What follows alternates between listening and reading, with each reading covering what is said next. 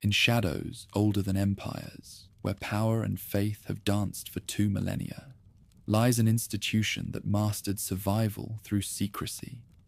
From catacombs, where early Christians hid sacred texts from Roman flames, to marble corridors where modern popes wrestle with financial scandals, the Vatican perfected techniques of concealment that would make intelligence agencies envious. This is how a persecuted sect transformed into the world's most enduring government, not through armies, but through information itself. Behind gilded doors rest documents that toppled kingdoms, prophecies that predicted world wars, and financial records linking sacred institutions to history's darkest chapters. The church that once carried scrolls in leather satchels now guards 50 miles of archives containing secrets that shaped crusades and sparked reformations. What makes this urgently contemporary is how these medieval methods collide with an age demanding transparency, forcing ancient secrets into unforgiving light. Beneath the cobblestone streets of Rome, where the thunder of chariot wheels drowns out whispered prayers, St. Lawrence clutches a leather satchel against his chest as torchlight flickers off tunnel walls carved from volcanic rock. The deacon's hands shake, not from fear, but from the weight of what he carries. Scrolls containing the words of apostles, letters from communities scattered across the empire, testimonies of martyrs whose blood still stains the arena sand above his head. Behind him, the sound of hobnailed boots echoes through passages that wind like arteries beneath the eternal city. Diocletian's soldiers move with the methodical precision of hunters who know their prey has nowhere left to run. The emperor's edict burns fresh in Lawrence's memory. Surrender the treasures of the church, or face the gridiron that waits like a hungry beast in the imperial dungeons. Water drips from limestone ceiling onto manuscripts that preserve the teachings of men who walked with Christ himself. Each drop threatens to blur ink that cost scribes their sight, words copied by candlelight in hidden chambers, where discovery meant crucifixion. Lawrence presses deeper into darkness that offers the only sanctuary left to those who refuse to sacrifice to gods of marble and bronze.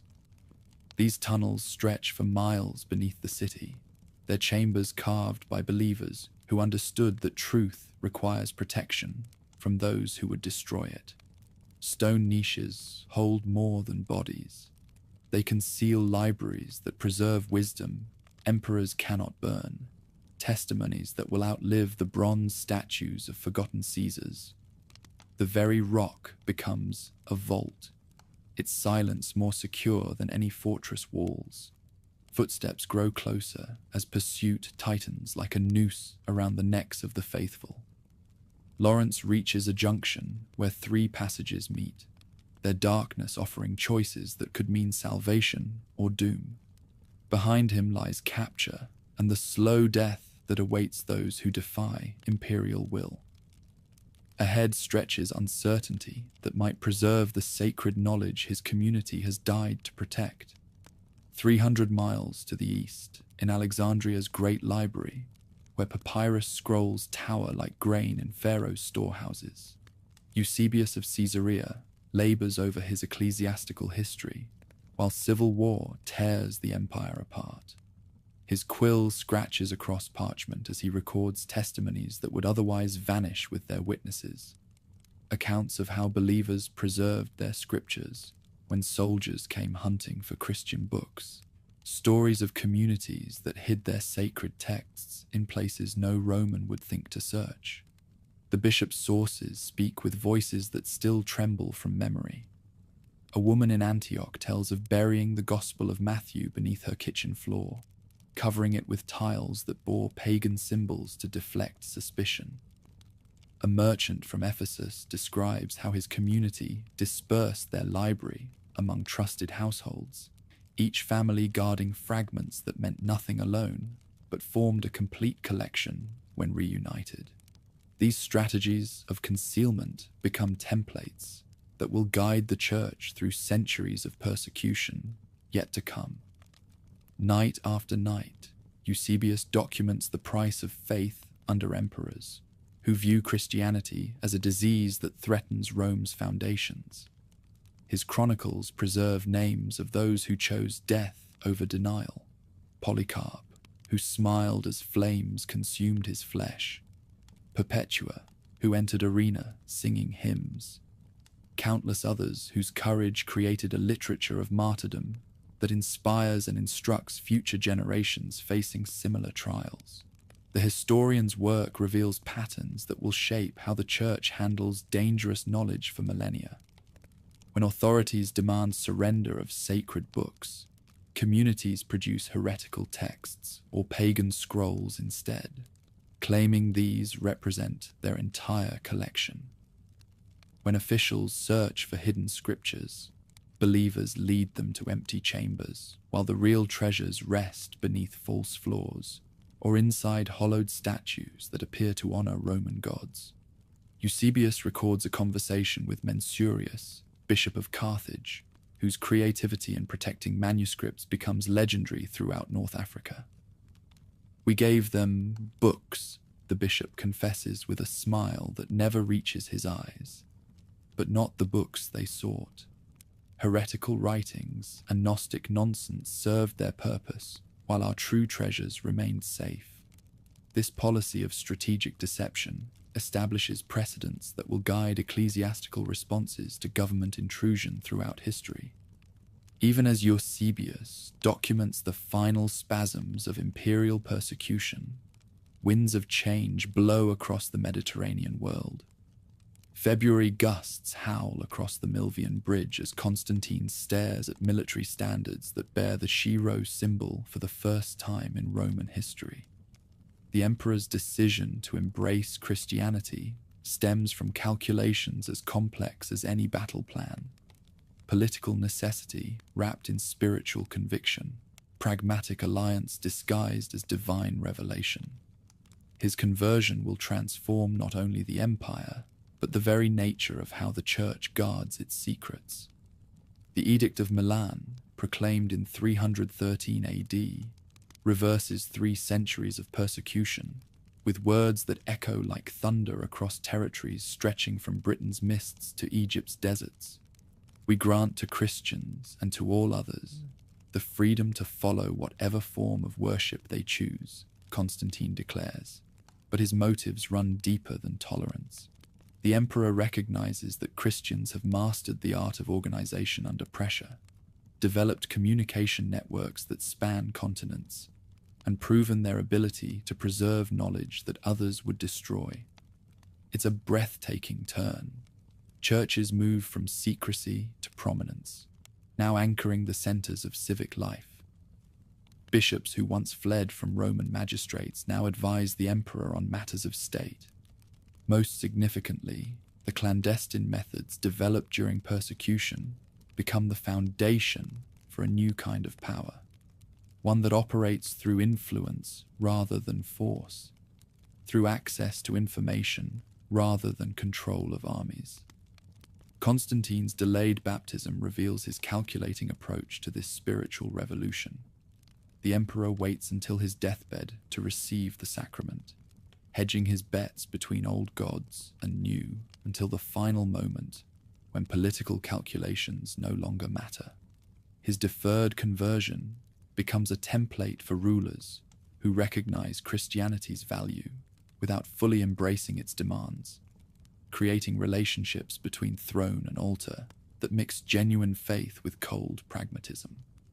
The Council of Nicaea, convened in 325 AD, demonstrates how Constantine intends to harness spiritual authority for imperial purposes. Bishops from across the empire gather in the emperor's summer palace to debate the nature of Christ, but their discussions carry implications that reach far beyond theology. Each doctrinal decision determines which texts will be preserved as sacred and which will be condemned as heretical, which communities will enjoy imperial favor and which will face persecution. Behind closed doors, where morning light filters through windows that overlook gardens tended by imperial slaves, 300 bishops wrestle with questions that will shape Christianity for millennia. Arius of Alexandria argues that Christ represents a created being, subordinate to the Father, a position that threatens to fragment the divine unity on which universal authority depends. Athanasius counters with passionate defenses of Christ's full divinity, recognizing that anything less undermines the theological foundations of ecclesiastical power. The debates reveal how doctrinal precision serves political control.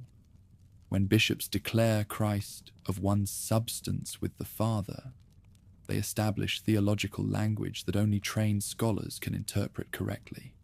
This technical vocabulary creates barriers between educated clergy and ordinary believers, ensuring that access to divine truth requires institutional mediation.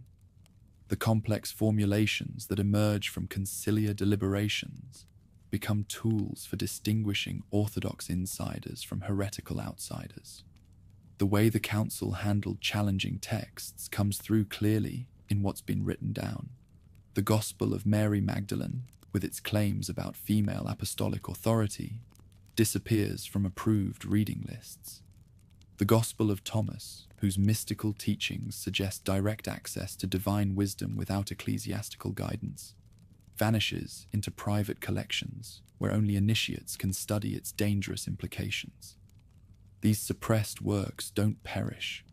They migrate to hidden libraries where their preservation becomes an act of resistance. The Nicene decisions create categories that will govern information control for centuries. Orthodox writings receive official copying and distribution through networks that reach every corner of the empire. Heretical texts face prohibition and destruction, though copies survive in places where imperial authority cannot penetrate. Deuterocanonical books occupy a grey zone between acceptance and rejection, their status debated by scholars who understand that theological classifications carry profound political implications. Constantine's establishment of Constantinople provides a new stage for the drama of spiritual politics. The emperor's city rises where Europe meets Asia, its placement strategic for controlling trade routes that connect three continents. Here, in palaces that rival Rome's grandeur, a new form of Christian empire takes shape, one that combines imperial administration with ecclesiastical hierarchy in ways that blur all traditional boundaries between secular and sacred authority. The imperial library that Constantine orders, constructed in his new capital, becomes a laboratory for controlling dangerous knowledge. Scribes work under strict supervision to produce authorized versions of biblical texts, their copies checked against approved exemplars to ensure doctrinal conformity. Variant readings that suggest alternative interpretations disappear from official manuscripts, though they survive in private collections maintained by scholars who value textual accuracy over theological convenience. Eusebius himself becomes Constantine's biographer, crafting an official narrative that portrays the emperor's conversion as divinely ordained triumph over pagan darkness. The bishop's life of Constantine establishes templates for court historiography that will influence how Christian rulers present themselves for centuries. Yet Eusebius's private correspondence reveals awareness that Constantine's spirituality remains subordinate to his political calculations, creating tensions between public piety and personal conviction that characterize Christian monarchy throughout its history. In 391 AD, the Serapeum of Alexandria falls as Patriarch Theophilus leads crowds that tear down one of the ancient world's most celebrated centers of learning. The assault represents more than iconoclastic fury. It demonstrates how Christian authorities eliminate competing sources of wisdom that might challenge their exclusive claims to truth. Scrolls that preserved the works of Aristotle and Plato burn alongside texts that recorded Egyptian religious traditions, their destruction justified as necessary for protecting pure doctrine from pagan contamination. Even so, destruction proves incomplete. Scholars loyal to classical learning spirit manuscripts to safety in monasteries and private collections where they await more tolerant times. The works of Origen, condemned as heretical by later councils, survive in Syriac translations preserved by communities beyond imperial reach. Gnostic texts, dismissed as dangerous nonsense, find refuge in desert caves where their burial protects them from destruction while preserving them for rediscovery by future generations. The Council of Carthage in 397 AD completes the process of canonical definition begun at Nicaea. 27 books receive recognition as authentic Christian scripture, while dozens of others face rejection as spurious or dangerous. The decisions reflect not merely theological criteria, but practical considerations about which texts support ecclesiastical authority and which texts challenge institutional control. The Gospel of Philip, with its emphasis on mystical knowledge available to all believers, disappears from approved reading.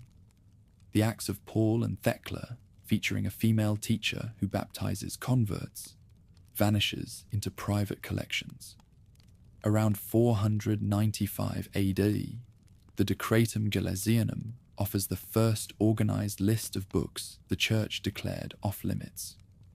Pope Gelasius I lists works by title and author, creating an index that guides future censorship efforts.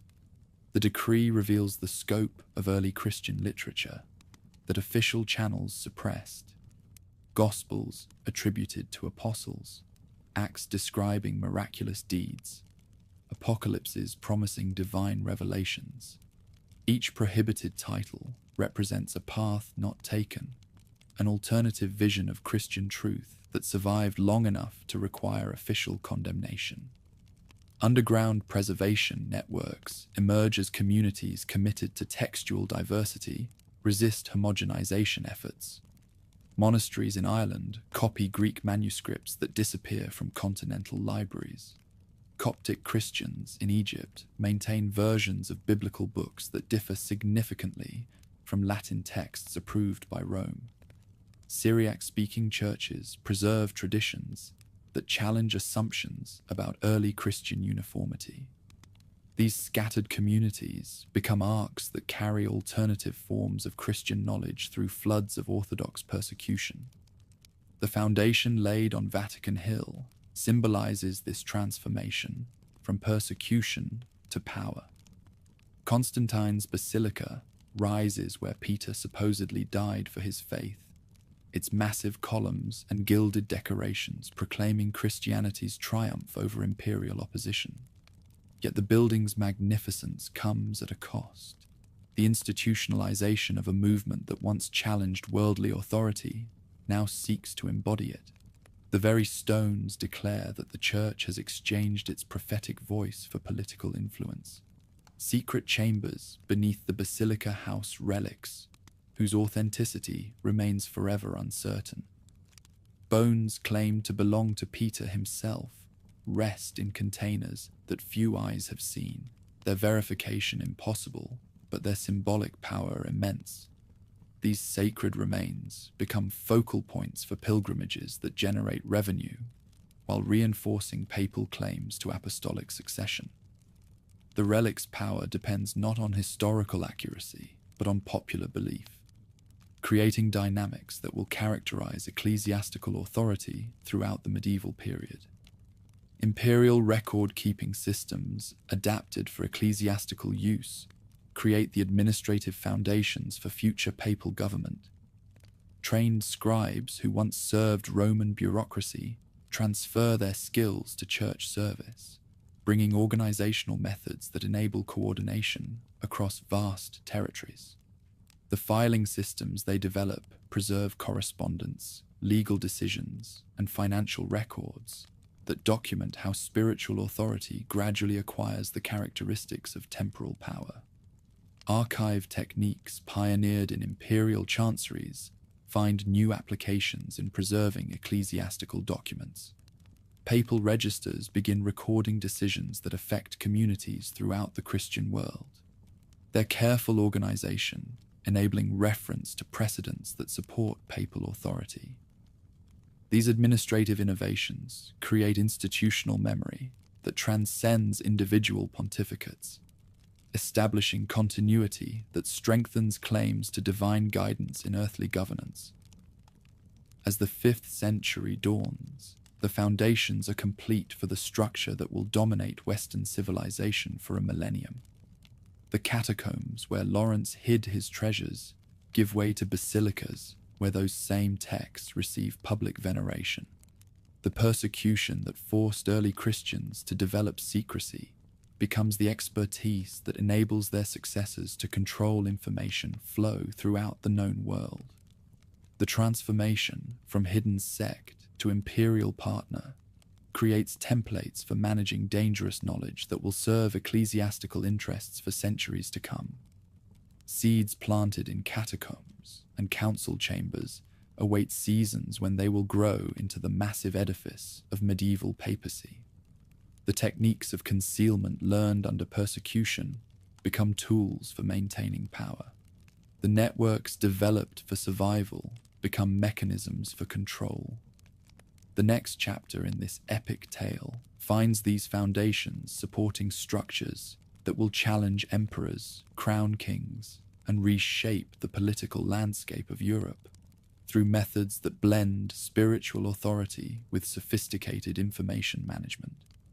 What began in darkness prepares to emerge into light, carrying within it all the contradictions and complexities that characterize institutions born in one age, but destined to flourish in another. The church that emerges from these foundations possesses both the prophet's passion for truth and the politician's skill in managing inconvenient realities, a combination that will enable remarkable achievements while creating scandals that echo through eternity.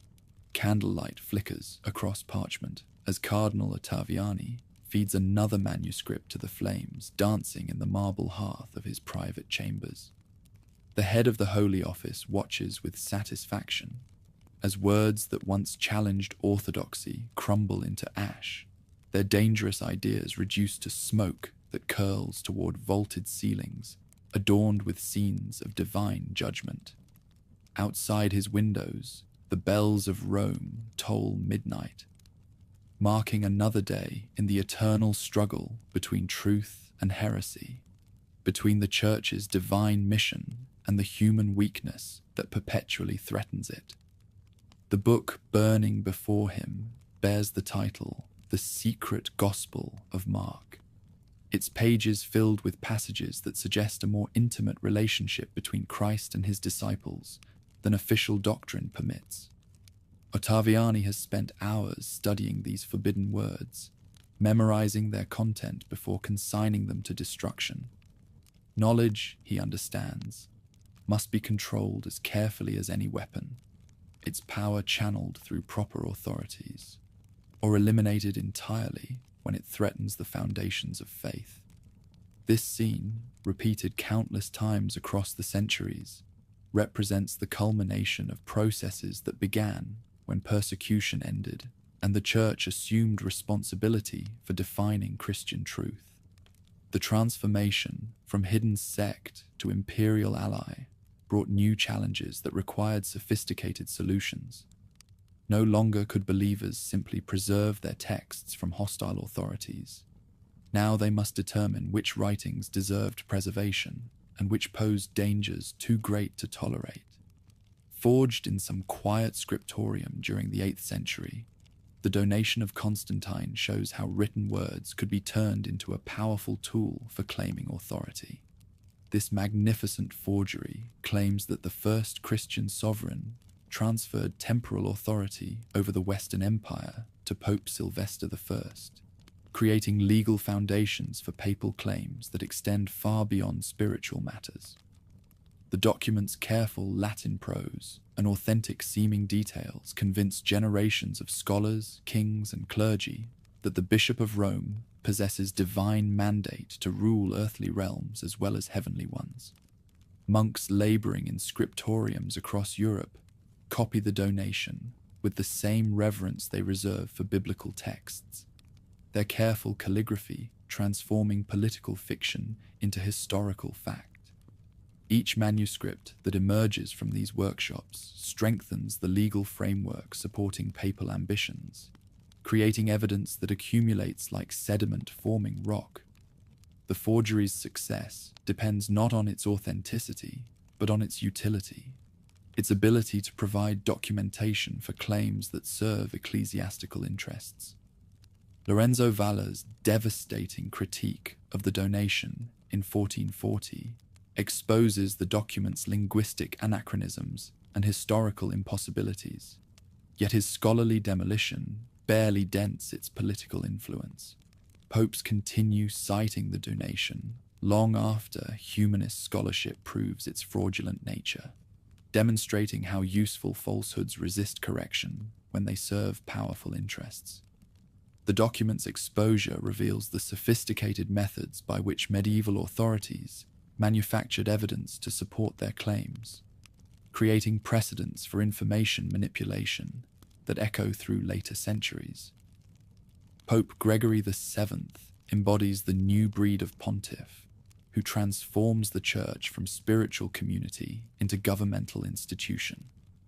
His Dictatus Papae, composed around 1075, declares 27 propositions that revolutionize the relationship between religious and secular authority. The Roman pontiff alone can with right be called universal, the document proclaims, establishing claims that extend papal jurisdiction over emperors, kings, and every Christian soul from Ireland to Jerusalem. Gregory's correspondence, preserved in papal registers that document his relentless pursuit of supremacy, reveals the calculating mind behind these revolutionary assertions. His letters to European rulers combine theological arguments with thinly veiled threats, promising divine favor for compliance and spiritual damnation for resistance. The Pope's communications create networks of obligation that bind distant monarchs to Roman will, transforming the Church into a diplomatic force that rivals any earthly kingdom. The investiture controversy that erupts from Gregory's reforms creates the first great constitutional crisis of medieval Europe, when Henry IV of Germany challenges papal authority over episcopal appointments. Their conflict escalates into a struggle that determines whether spiritual or temporal power will dominate Christian society. Gregory's excommunication of the sovereign sends shockwaves through courts from England to Hungary, proving that papal weapons can humble even the mightiest rulers. Henry's submission at Canossa in January 1077 provides the most dramatic demonstration of ecclesiastical triumph over royal pride. The German ruler stands barefoot in snow outside the papal fortress, wearing the rough garments of a penitent, while Gregory deliberates whether to grant absolution. This scene, witnessed by nobles and chroniclers whose accounts spread throughout Europe, establishes visual proof of papal supremacy that propaganda could never achieve through words alone. Secret negotiations that precede Henry's public humiliation reveal the sophisticated diplomatic machinery that supports papal policy. Gregory's agents conduct parallel discussions with German nobles who oppose their sovereign, creating conditions that force royal submission. Documents preserved in hidden archives record promises made and prices paid for noble cooperation, demonstrating how spiritual authority employs temporal methods to achieve its goals. The papal schism that tears the Church apart from 1378 to 1417 exposes the fragility of institutions built on claims to divine authority. When rival popes in Rome and Avignon each claim legitimacy while hurling anathemas at their opponents, the spectacle undermines centuries of carefully constructed supremacy. cardinals who once spoke with unified voice fragment into competing factions, their secret correspondence revealing the political calculations behind theological positions. Martin V's election at the Council of Constance ends the schism by eliminating rival claimants through methods that blend conciliar authority with strategic violence. The documents that record this resolution remain sealed in archives where their contents cannot undermine the mythology of unbroken apostolic succession. The Church's ability to conceal the messy realities behind its triumphant narratives demonstrates sophisticated understanding of how institutional memory shapes contemporary authority. Fourth Lateran Council in 1215 revolutionizes the relationship between clergy and laity through innovations that seem pastoral but serve governmental purposes. Pope Innocent III's requirement that Christians confess their sins, at least annually, to their parish priests creates surveillance networks that penetrate every household in Christendom. The confessional becomes an intelligence-gathering system that provides church authorities with intimate knowledge of their subjects' private lives, political opinions, and potential disloyalties. While it shields what's said in confession, the rule of secrecy also forms a clever paradox, one that serves the Church remarkably well. Even if individuals can confess their secrets without fear of betrayal, the knowledge clergy acquire shapes their understanding of social dynamics and political tensions. Priests cannot repeat specific confessions, but their accumulated insights guide policy decisions that affect entire communities. This system creates power based on information while maintaining plausible deniability about its sources. Inquisition procedures that emerge from Lateran decisions establish legal frameworks for identifying and eliminating heretical thought. The manual composed by Bernard Gouy around 1320 provides detailed instructions for conducting interrogations that extract confessions while maintaining appearances of due process.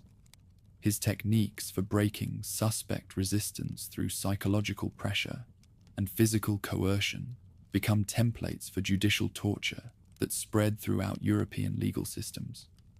Dominican and Franciscan friars, who serve as inquisitors, develop specialized expertise in recognizing heretical beliefs that hide beneath orthodox facades. Their training enables them to detect subtle deviations from approved doctrine through careful questioning that reveals suspect loyalties. The confessions they extract provide raw material for understanding how dangerous ideas spread through populations, enabling authorities to craft countermeasures that address heretical recruitment and organization. Records preserved in inquisitorial archives document the systematic destruction of alternative Christian communities throughout medieval Europe. The Cathars of southern France, the Waldensians of the Alps, the Hussites of Bohemia. Each group faces elimination through methods that combine military assault with bureaucratic efficiency. Detailed inventories record property confiscated from condemned heretics, demonstrating how spiritual justice generates material profits for church institutions. The Chinon parchment, hidden for 7 centuries before its discovery in 2001, reveals how Pope Clement V secretly absolved the Knights Templar while publicly condemning them to satisfy political pressures. This extraordinary document exposes the gap between official church positions and private papal decisions, showing how pontiffs balance competing demands from secular rulers who threaten ecclesiastical independence. The parchment's concealment demonstrates sophisticated understanding of how inconvenient truths must be preserved for potential future use, while remaining hidden from contemporary observation. Templar treasure legends that persist long after the order's destruction reflect the reality that enormous wealth simply vanished when arrests began in 1307. Inventories compiled by royal officials who seized Templar properties across Europe reveal significant discrepancies between expected riches and actual discoveries, suggesting that advance warning enabled the evacuation of portable assets to secure locations. These missing treasures become focal points for speculation that continues into modern times, their fate known only to archives that guard their secrets as carefully as any military fortress. The library that begins taking shape in the 13th century represents a new approach to controlling dangerous knowledge through collection rather than destruction. Unlike the indiscriminate burning that characterizes earlier periods, papal librarians developed systematic methods for acquiring, cataloging, and restricting access to texts that challenge orthodox teaching. Their collecting strategies ensure that heretical works survive in controlled environments where scholars can study them without contaminating popular understanding. Nicholas V's establishment of the formal structure in 1475 creates the institutional framework that will govern information control for centuries. The Pope's background as a humanist scholar enables him to understand how intellectual authority depends on superior access to sources, leading him to invest enormous resources in acquiring manuscripts from across the known world. His vision transforms the collection from defensive repository into offensive weapon that demonstrates ecclesiastical cultural superiority. Greek manuscripts fleeing the Ottoman conquest of Constantinople find refuge in chambers where their preservation serves both scholarly and strategic purposes. These texts preserve classical learning that might otherwise perish, but their concentration in ecclesiastical hands ensures that secular authorities cannot challenge church positions through appeals to ancient wisdom. The collection's growth creates dependence among scholars who must seek papal permission to access materials essential for their research. Separation of the secret archives from the library under Paul V in 1612 reflects the sophistication that characterizes mature ecclesiastical information management. The Pope's decision to create distinct institutions for different types of sensitive materials enables more precise control over access while preserving appearances of scholarly openness. Diplomatic correspondence, legal documents, and administrative records that could embarrass the Church find secure storage in archives, whose very existence remains known only to a select few. The Spanish Inquisition's coordination with Roman authorities creates the first international system for tracking and eliminating heretical thought. Tribunals in Seville, Toledo, and Valencia maintain regular correspondence with the Supreme Sacred Congregation in Rome, sharing intelligence about suspect individuals and dangerous ideas that cross political boundaries. Their cooperation enables the Church to suppress heretical movements before they can establish secure bases in territories beyond any single government's control. Auto da fe ceremonies that climax inquisitorial proceedings serve educational purposes that extend far beyond the punishment of individual heretics. These public spectacles demonstrate the consequences of challenging orthodox teaching, while providing opportunities for authorities to explain exactly which beliefs deserve condemnation. The elaborate rituals that accompany these events create lasting memories that deter potential dissidents while reinforcing popular commitment to approved doctrine.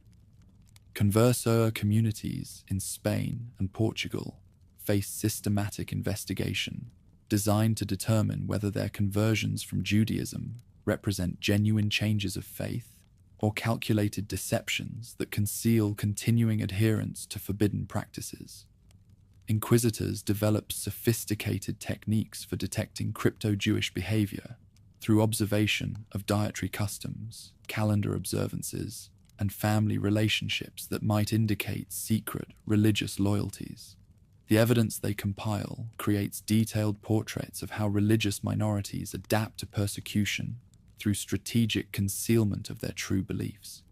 The Index Librorum Prohibitorum that emerges from the Council of Trent provides the first systematic catalogue of dangerous books that threaten Catholic teaching. This revolutionary innovation moves beyond ad hoc censorship to create comprehensive frameworks for evaluating published materials before they can influence popular opinion. The index's categories enable authorities to distinguish between works that require total prohibition and those that might be permitted to qualified readers under appropriate supervision. Galileo's dialogue concerning the two chief world systems receives placement on the index, not merely because it advocates heliocentrism, but because it challenges the Church's exclusive authority to interpret natural phenomena. The condemnation establishes precedents for controlling scientific discourse that threaten ecclesiastical claims about the relationship between revealed truth and empirical observation. The physicist's trial demonstrates how theological authorities can suppress inconvenient discoveries by transforming scientific questions into matters of religious obedience. Medieval Jewish-Christian disputations that occur throughout Europe serve as laboratories for testing arguments that support official teaching while identifying weaknesses that require scholarly attention. These public debates between Christian theologians and rabbinical scholars create opportunities for audiences to witness the supposed triumph of true faith over Jewish blindness. Detailed records of these encounters preserve both the arguments deployed and the methods used to ensure favorable outcomes when intellectual exchange might otherwise undermine predetermined conclusions. The papal bull Unam Sanctum, issued by Boniface VIII in 1302, represents the most extreme assertion of ecclesiastical supremacy over temporal authority in medieval history. It is altogether necessary to salvation for every human creature to be subject to the Roman pontiff, the document declares, establishing claims that extend papal jurisdiction over every aspect of human existence. This revolutionary text creates legal foundations for theocratic government that inspire resistance from secular rulers throughout Europe. Philip IV of France's response to Boniface's claims demonstrates how effectively temporal authorities can neutralize ecclesiastical pretensions through strategic application of force. The French king's agents arrest the Pope at Anagni, subjecting him to humiliations that destroy the mystique of papal inviolability. Boniface's death shortly after his release signals the end of medieval papal hopes for universal dominion, though the institutional structures that supported those ambitions survived to serve more modest goals.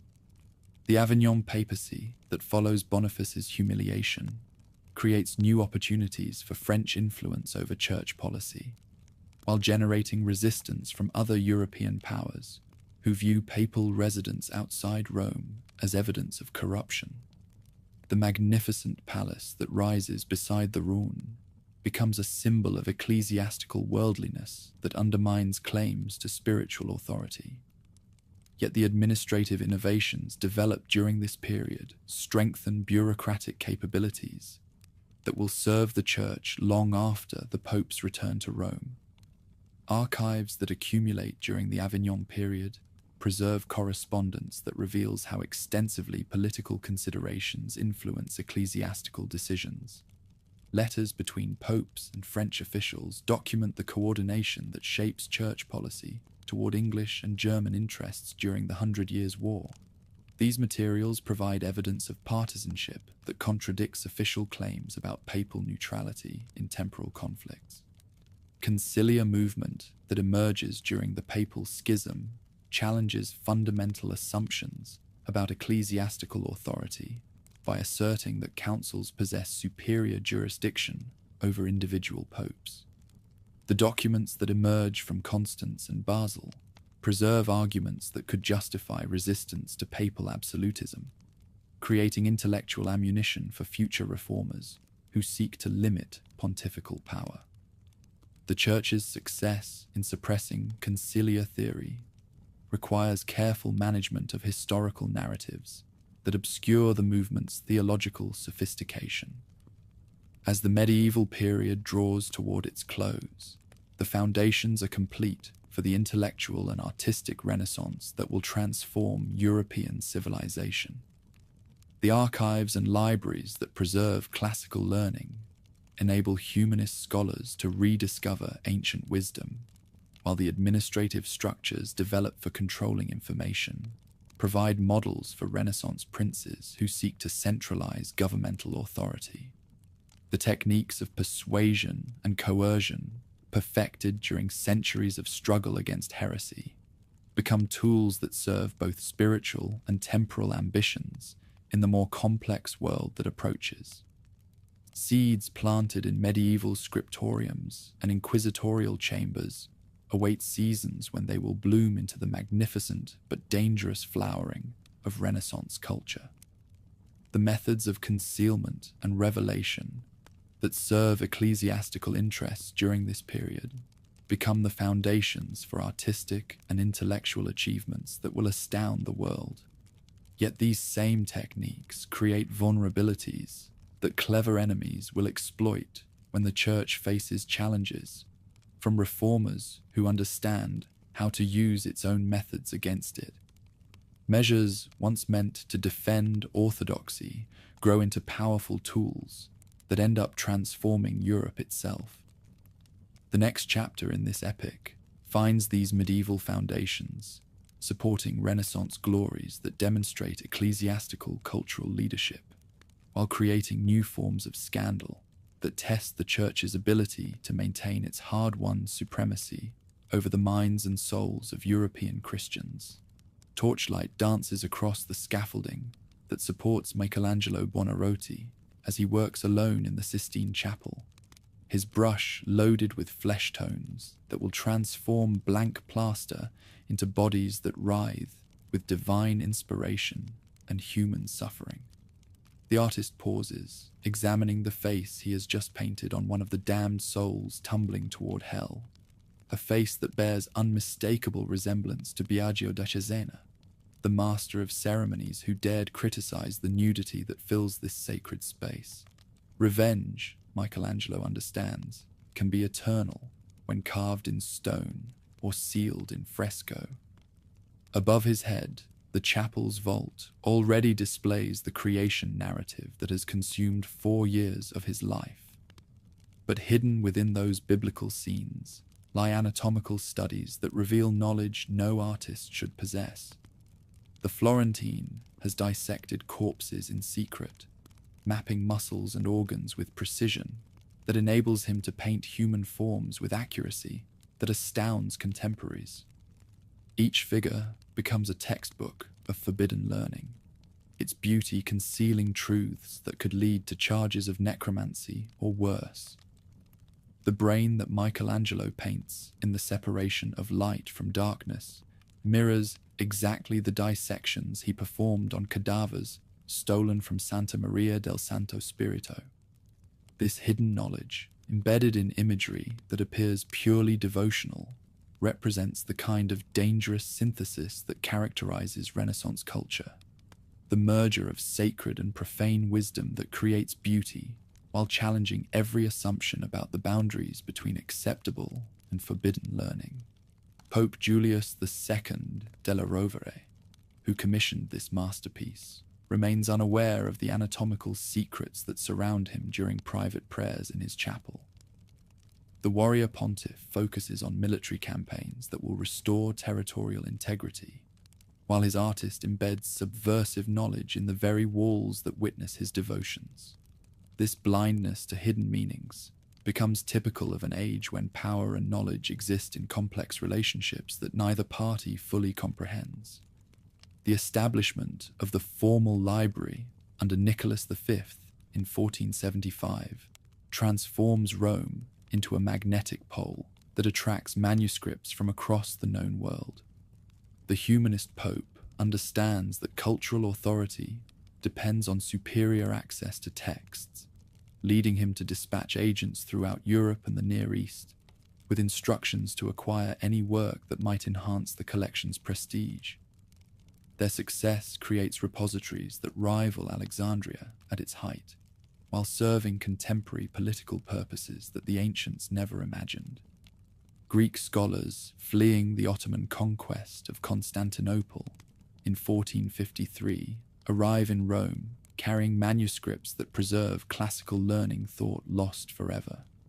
These refugees find welcome in chambers beneath the Apostolic Palace, where their expertise in ancient languages enables the translation of texts that reveal how extensively Christian doctrine draws from pagan philosophy.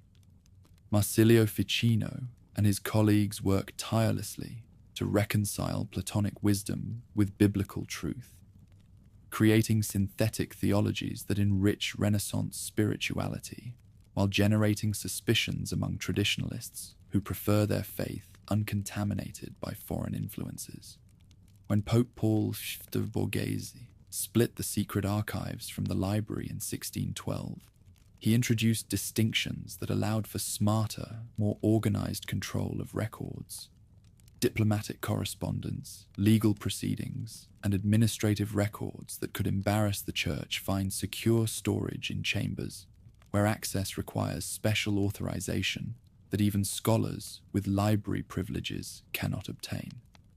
This separation enables the appearance of scholarly openness, while maintaining absolute control over materials that document the gap between public teaching and private policy. Cardinal Alessandro Farnese, who will become Paul III, epitomizes the Renaissance prelate whose appreciation for classical learning coexists with ruthless pursuit of family advancement.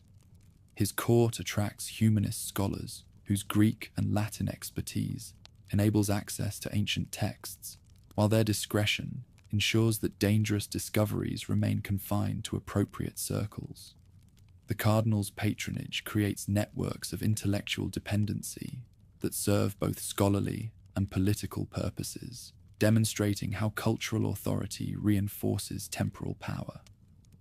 The Index Librorum Prohibitorum emerges from the Council of Trent as the Church's systematic response to the printing revolution that threatens to democratize access to dangerous ideas.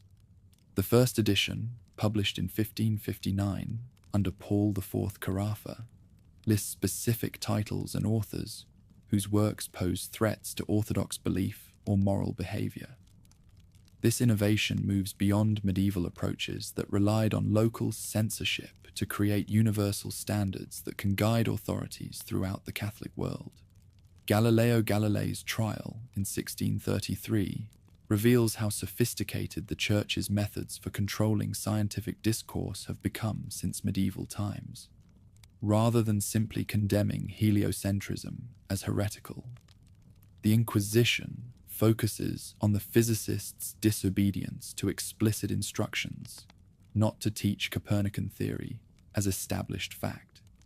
This approach enables authorities to maintain that their condemnation addresses disciplinary rather than doctrinal issues, preserving flexibility for future policy adjustments when scientific evidence becomes overwhelming. The complete transcripts of Galileo's proceedings, released only in 1992, document the careful choreography that shapes the trial's outcome. Inquisitors allow the defendant to present his arguments while ensuring that their questions expose the weakness of his position according to Aristotelian standards that still govern natural philosophy. The scientist's forced recantation provides the public spectacle that demonstrates ecclesiastical authority, while private correspondence reveals officials' awareness that their position may prove untenable as astronomy advances. Cardinal Robert Bellamine's earlier warning to Galileo in 1616 demonstrates the sophisticated approach that characterizes mature counter-Reformation policy toward intellectual dissent.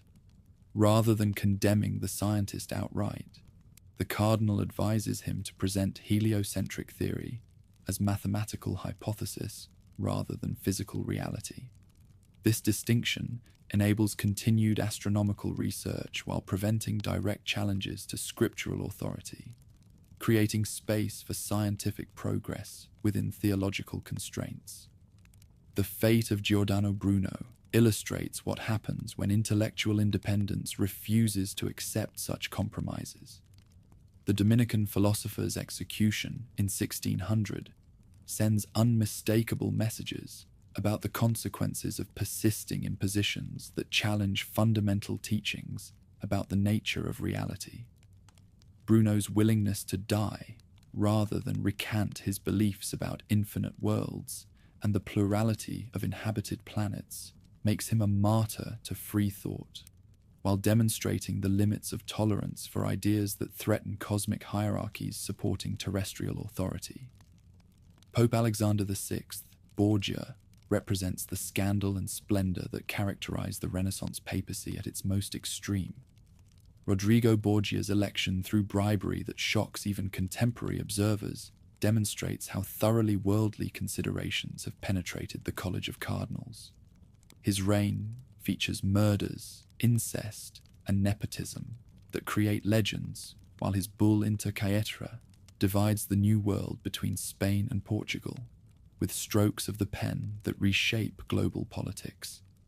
The papal apartments that Alexander VI commissions from Pinturicchio reveal how seamlessly pagan and Christian imagery merge in Renaissance art.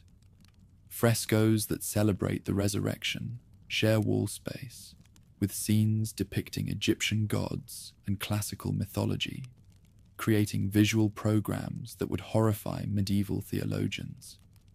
These decorations reflect the syncretic spirituality that characterizes humanist culture while demonstrating how completely the papacy has embraced worldly magnificence as appropriate expression of divine authority.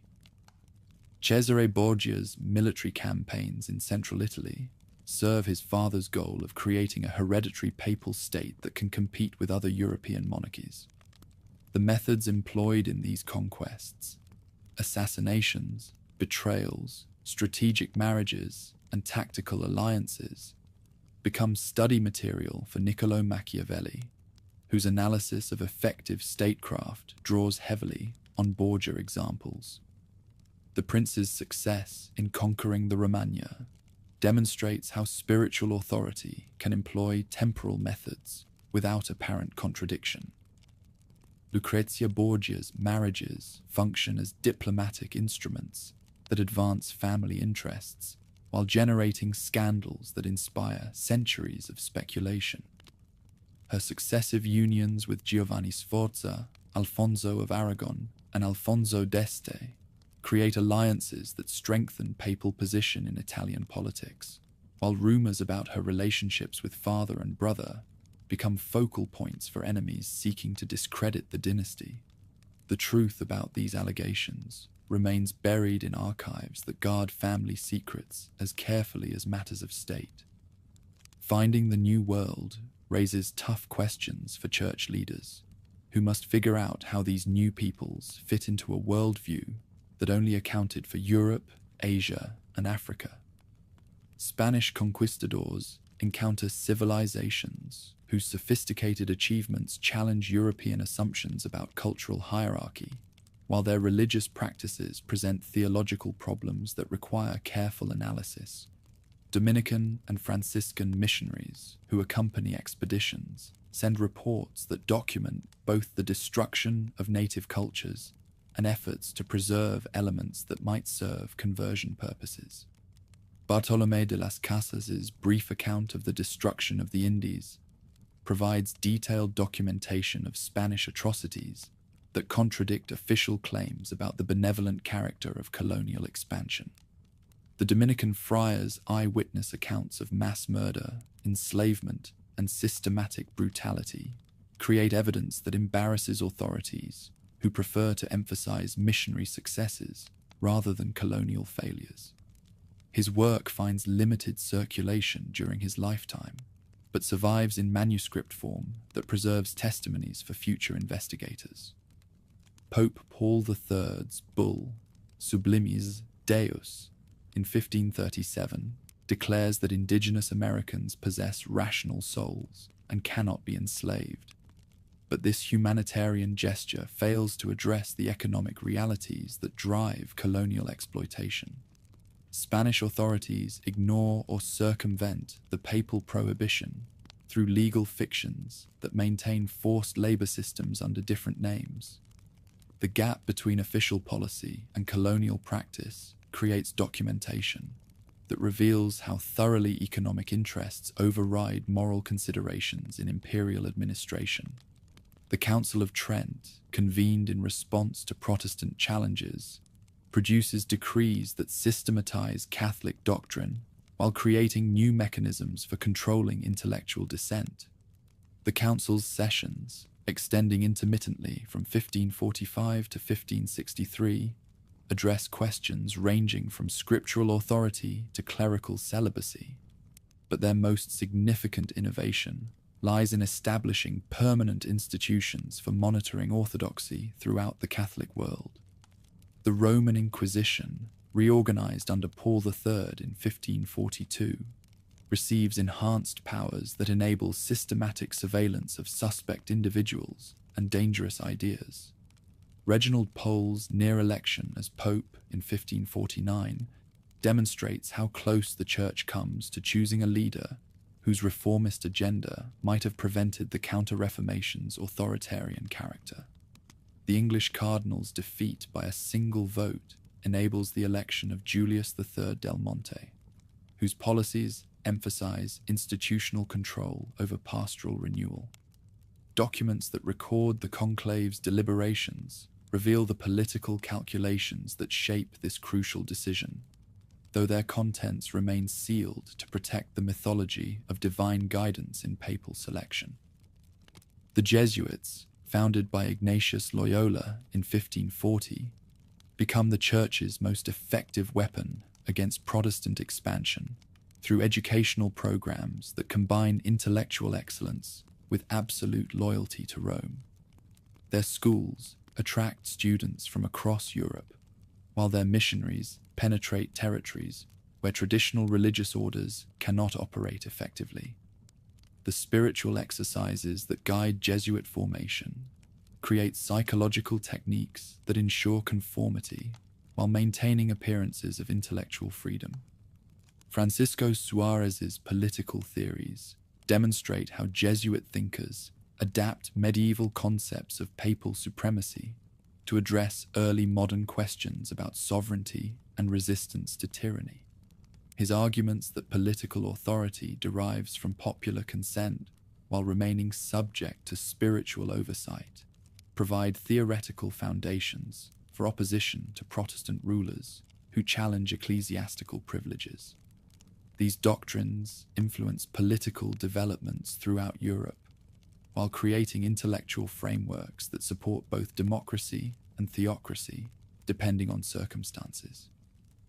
Under Jesuit leadership, the Roman College becomes a powerhouse of scientific education, promoting the Church's mission while fueling intellectual progress.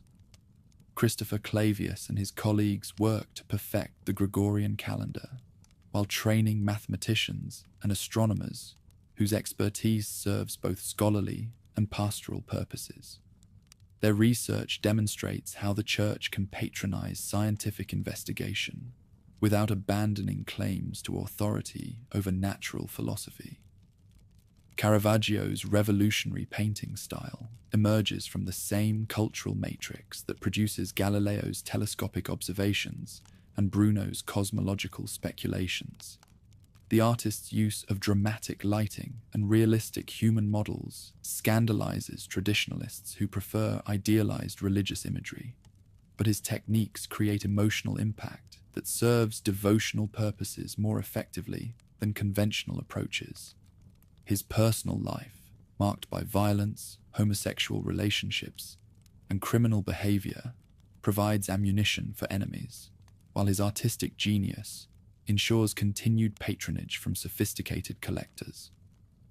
The painter's depiction of religious scenes using Roman street people as models challenges assumptions about the appropriate representation of sacred subjects, while creating art that speaks to popular audiences in ways that traditional iconography cannot match. His Death of the Virgin uses a drowned prostitute as the model for Mary, creating scandal while producing imagery that communicates the reality of death with unprecedented power. These innovations demonstrate how artistic genius can transform dangerous material into acceptable forms that serve orthodoxy while challenging its comfortable assumptions. Annibale Carracci's decorative program in the Palazzo Farnese demonstrates the sophisticated synthesis of Christian and pagan themes that characterizes mature Renaissance culture. His frescoes celebrating divine love draw equally on biblical and classical sources, while creating visual narratives that educate viewers in both sacred and secular wisdom. The project's success establishes precedents for ecclesiastical patronage that encourages artistic innovation within theological boundaries. The University of Rome's curriculum reveals how successfully the Church has adapted humanist educational methods to serve orthodox purposes. Students who master Greek and Latin gain access to patristic sources, while their training in rhetoric and dialectic prepares them for careers that advance institutional interests. The integration of classical learning with theological instruction creates educated clergy who can engage Protestant scholars on equal terms while maintaining absolute loyalty to Roman authority. Cardinal Baronius's Ecclesiastical Annals provides the most sophisticated response to Protestant historiography produced during the Counter-Reformation period. His massive work, spanning 12 volumes, uses primary sources to demonstrate the antiquity and continuity of Catholic practices that reformers claim represent medieval innovations. The Cardinal's scholarship establishes new standards for historical research, while serving apologetic purposes that advance institutional interests.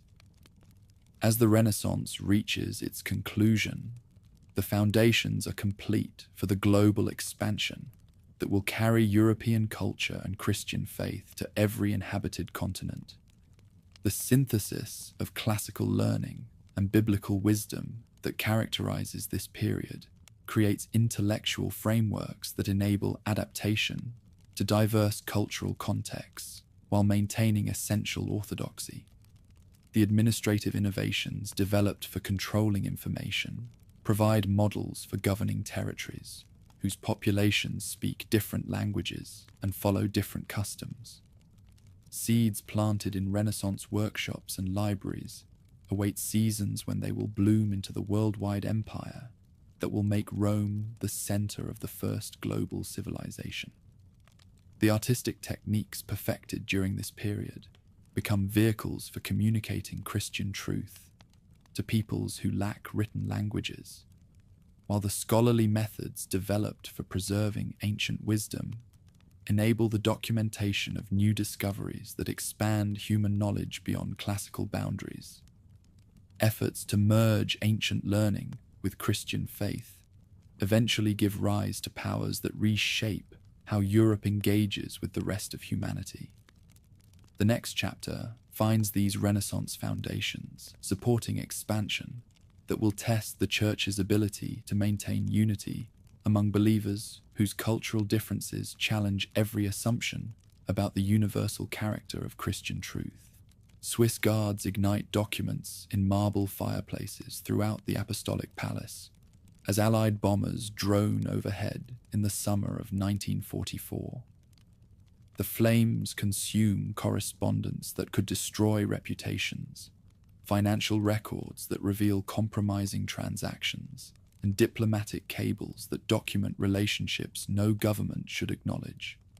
Captain Hans Müller watches decades of carefully maintained secrets transform into ash, while Rome trembles under the weight of approaching liberation that threatens to expose every carefully guarded alliance forged during the war's darkest hours. The captain's orders come directly from Cardinal Eugenio Pacelli, who served as papal nuncio to Germany before his election as Pope Pius XII 5 years earlier. The future pontiff's intimate knowledge of German politics, gained through years of diplomatic service in Munich and Berlin, enables him to understand exactly which documents must disappear before enemy forces arrive with their investigators and their uncomfortable questions about neutrality that never quite achieved true impartiality.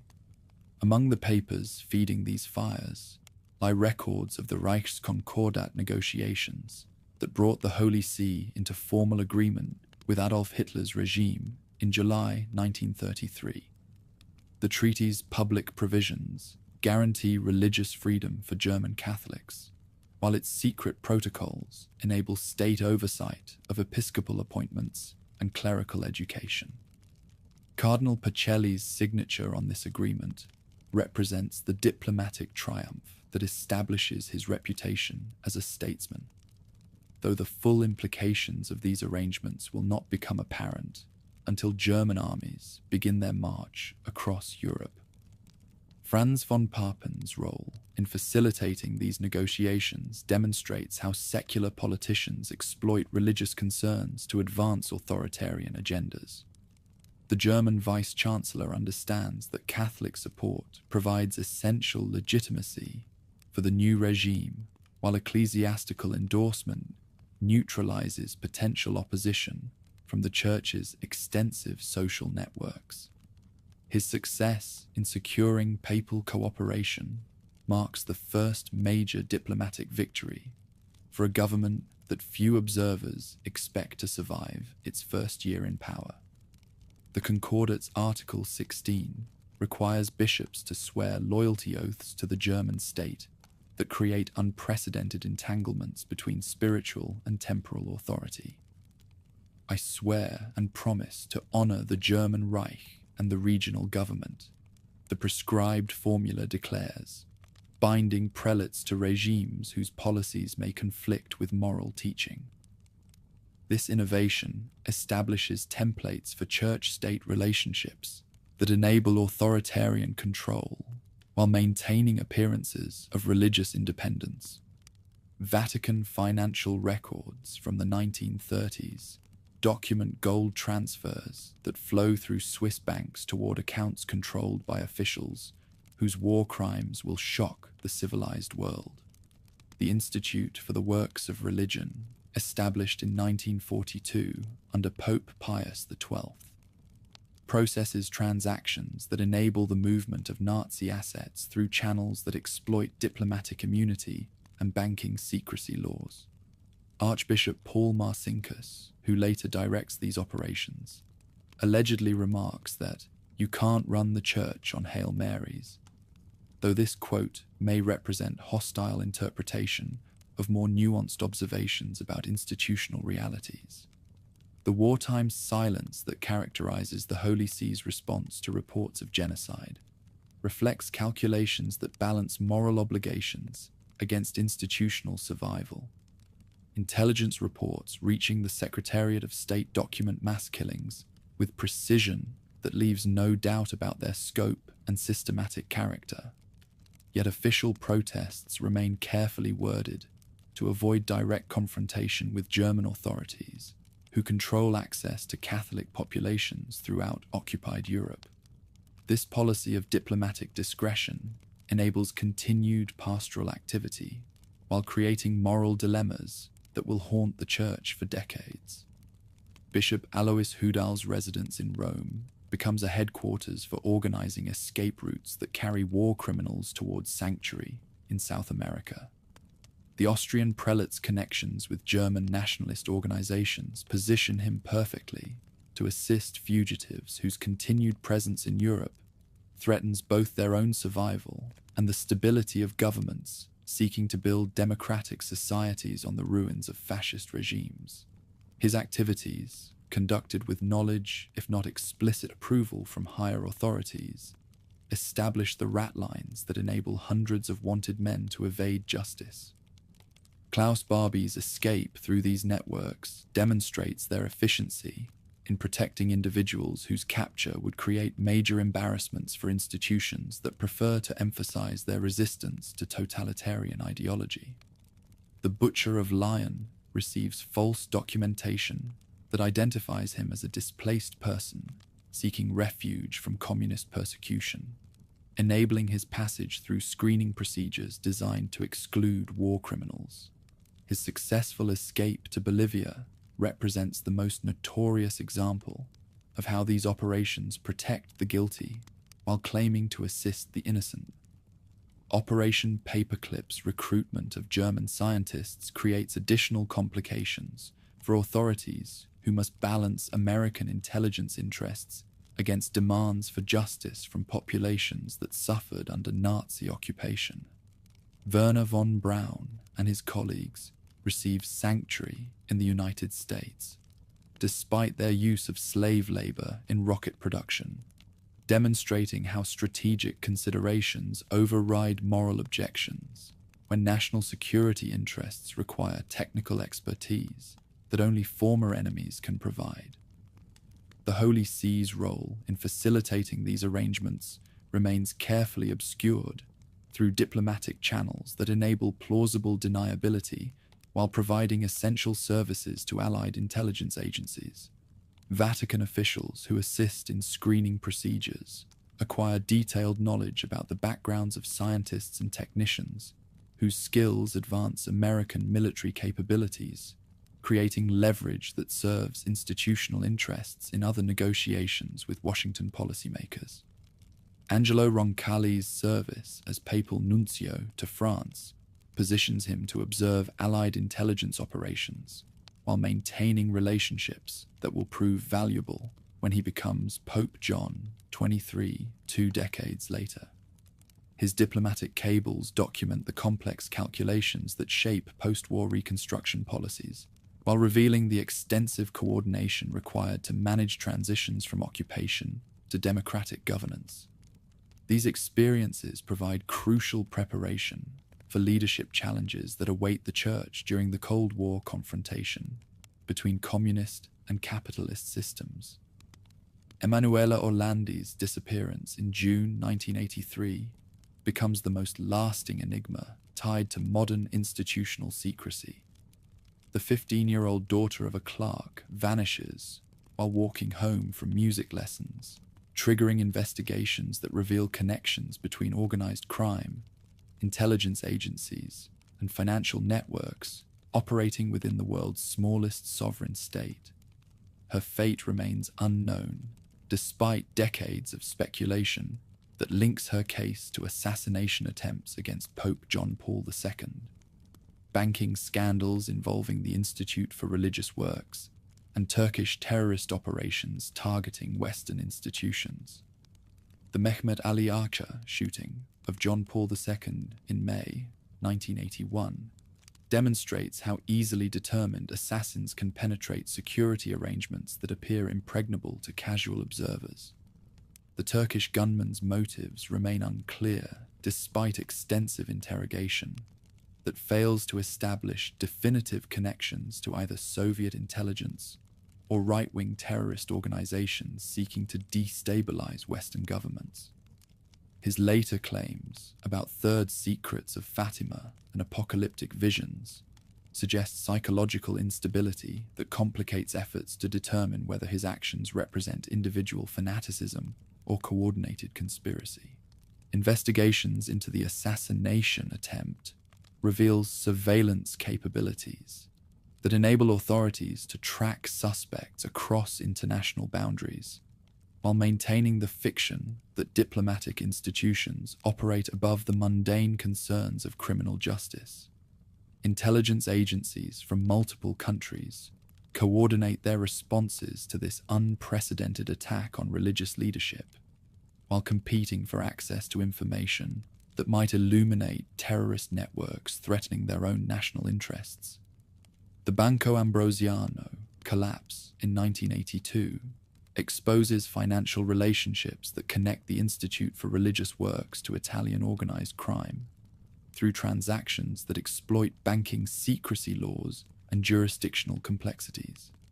Roberto Calvi's role as chairman of Italy's largest private bank enables him to channel funds through offshore subsidiaries that obscure their ultimate destinations while generating enormous profits for investors who understand the system's vulnerabilities. Calvi's murder in June 1982 eliminates the individual most capable of explaining these complex arrangements to investigators, whose inquiries threaten to expose the full extent of criminal penetration into legitimate financial institutions. The banker's body, discovered hanging beneath London's Blackfriars Bridge, with bricks stuffed in his pockets, sends unmistakable messages to potential witnesses about the consequences of cooperation with law enforcement agencies. His death transforms a financial scandal into a murder investigation that reaches into the highest levels of European society. Under Licio Gelli's leadership, the P2 Masonic Lodge became the network that linked corrupt officials, criminal groups, and intelligence agents, all working toward hidden goals that demanded total secrecy. Membership lists discovered during police raids reveal connections that span the Italian establishment, while extending into neighboring countries where similar networks operate under different names. These revelations demonstrate how secret societies can penetrate democratic institutions while maintaining their clandestine character through careful recruitment and disciplined operational security. Cardinal Joseph Ratzinger's role as prefect of the Congregation for the Doctrine of the Faith positions him to oversee investigations into doctrinal deviations while managing information that could damage institutional credibility if disclosed prematurely. His background as a theology professor provides the intellectual framework needed to distinguish between legitimate theological inquiry and dangerous challenges to essential teachings, enabling precise responses that maintain orthodoxy without stifling scholarly investigation. The liberation theology movement in Latin America creates challenges that require sophisticated responses, balancing social justice concerns against revolutionary ideologies that threaten established order throughout the Western Hemisphere. Cardinal Ratzinger's Instruction on Certain Aspects of the Theology of Liberation, issued in 1984, demonstrates how authorities can acknowledge legitimate grievances while rejecting Marxist analytical frameworks that transform religious institutions into instruments of political revolution. Gustavo Gutierrez's pioneering work in developing liberation theology demonstrates how sincere pastoral concerns can evolve into systematic challenges to traditional approaches to social questions. His emphasis on preferential options for the poor resonates with biblical teachings, while his analytical methods draw heavily on Marxist critiques of capitalist exploitation. This synthesis creates theological frameworks that inspire political activism, while generating suspicions among authorities who fear that social reform movements may evolve into revolutionary organizations. The Sandinista revolution in Nicaragua tests institutional responses to liberation theology when priests take direct roles in Marxist governments that challenge American interests throughout Central America. Cardinal Miguel Obando y Bravo's opposition to the revolutionary regime demonstrates how religious authorities can resist political co-optation while maintaining credibility with populations that support social transformation. His leadership provides alternative models for addressing inequality without embracing ideologies that threaten religious freedom. John Paul II's visits to Poland demonstrate how religious authority can inspire peaceful resistance to communist regimes, while avoiding direct confrontation that might provoke violent crackdowns. The Polish pontiff's ability to draw massive crowds for religious ceremonies creates opportunities for political expression that totalitarian systems cannot suppress without undermining their claims to popular legitimacy. His speeches carefully balance spiritual themes with subtle encouragement for democratic aspirations that eventually overwhelm authoritarian resistance. Born from the momentum of papal visits, The Solidarity movement owes much to the experience Catholic activists gained during decades of quiet, hidden work in communist times. Lech Wałęsa and his colleagues understand how to maintain discipline within clandestine networks while building popular support for demands that challenge fundamental assumptions about party control over social and economic life. Their success provides templates for democratic transitions throughout Eastern Europe. Vatican Ostpolitik during the 1960s and 1970s demonstrates sophisticated diplomatic approaches to managing relationships with communist governments that officially espouse atheistic ideologies while governing populations that include significant Catholic minorities. Cardinal Agostino Casaroli's negotiations with Eastern European officials create frameworks for limited religious freedom that enable pastoral care while avoiding direct challenges to political systems that view organized religion as inherently subversive. These diplomatic initiatives require careful balance between accommodation and resistance that enables the Church to maintain institutional presence in hostile environments, while preserving essential teachings that conflict with Marxist ideology. The agreements reached with various communist governments provide legal protections for religious activity, while accepting restrictions that limit evangelization and youth education. This policy of strategic compromise enables survival while creating opportunities for eventual expansion when political circumstances change. The Second Vatican Council's document, Dignitatis Humanae, revolutionizes traditional teaching about religious liberty by acknowledging the right of individuals to follow their consciences in matters of faith while maintaining claims about Catholic truth that justify continued missionary activity. This theological innovation enables improved relationships with democratic governments, while providing intellectual foundations for resistance to totalitarian systems that deny basic human rights. With Nostra Aetate, the Council reshapes ties with non-Christian religions, recognizing real spiritual wisdom in other faiths, while upholding Christianity's unique claim to saving truth. These developments enable interfaith dialogue that serves diplomatic purposes, while creating theological problems that require careful management to avoid relativistic implications that might undermine evangelization efforts. Intelligence cooperation between agencies and foreign governments creates networks that enable information sharing about terrorist threats while maintaining operational security that protects sources and methods from hostile penetration. The Holy See's unique position as a spiritual authority with global reach provides opportunities for gathering intelligence that secular agencies cannot access through conventional diplomatic channels. Nuncios often serve as quiet observers of political shifts in the countries where they're posted, showing how religious diplomacy can offer valuable insight without stirring diplomatic trouble.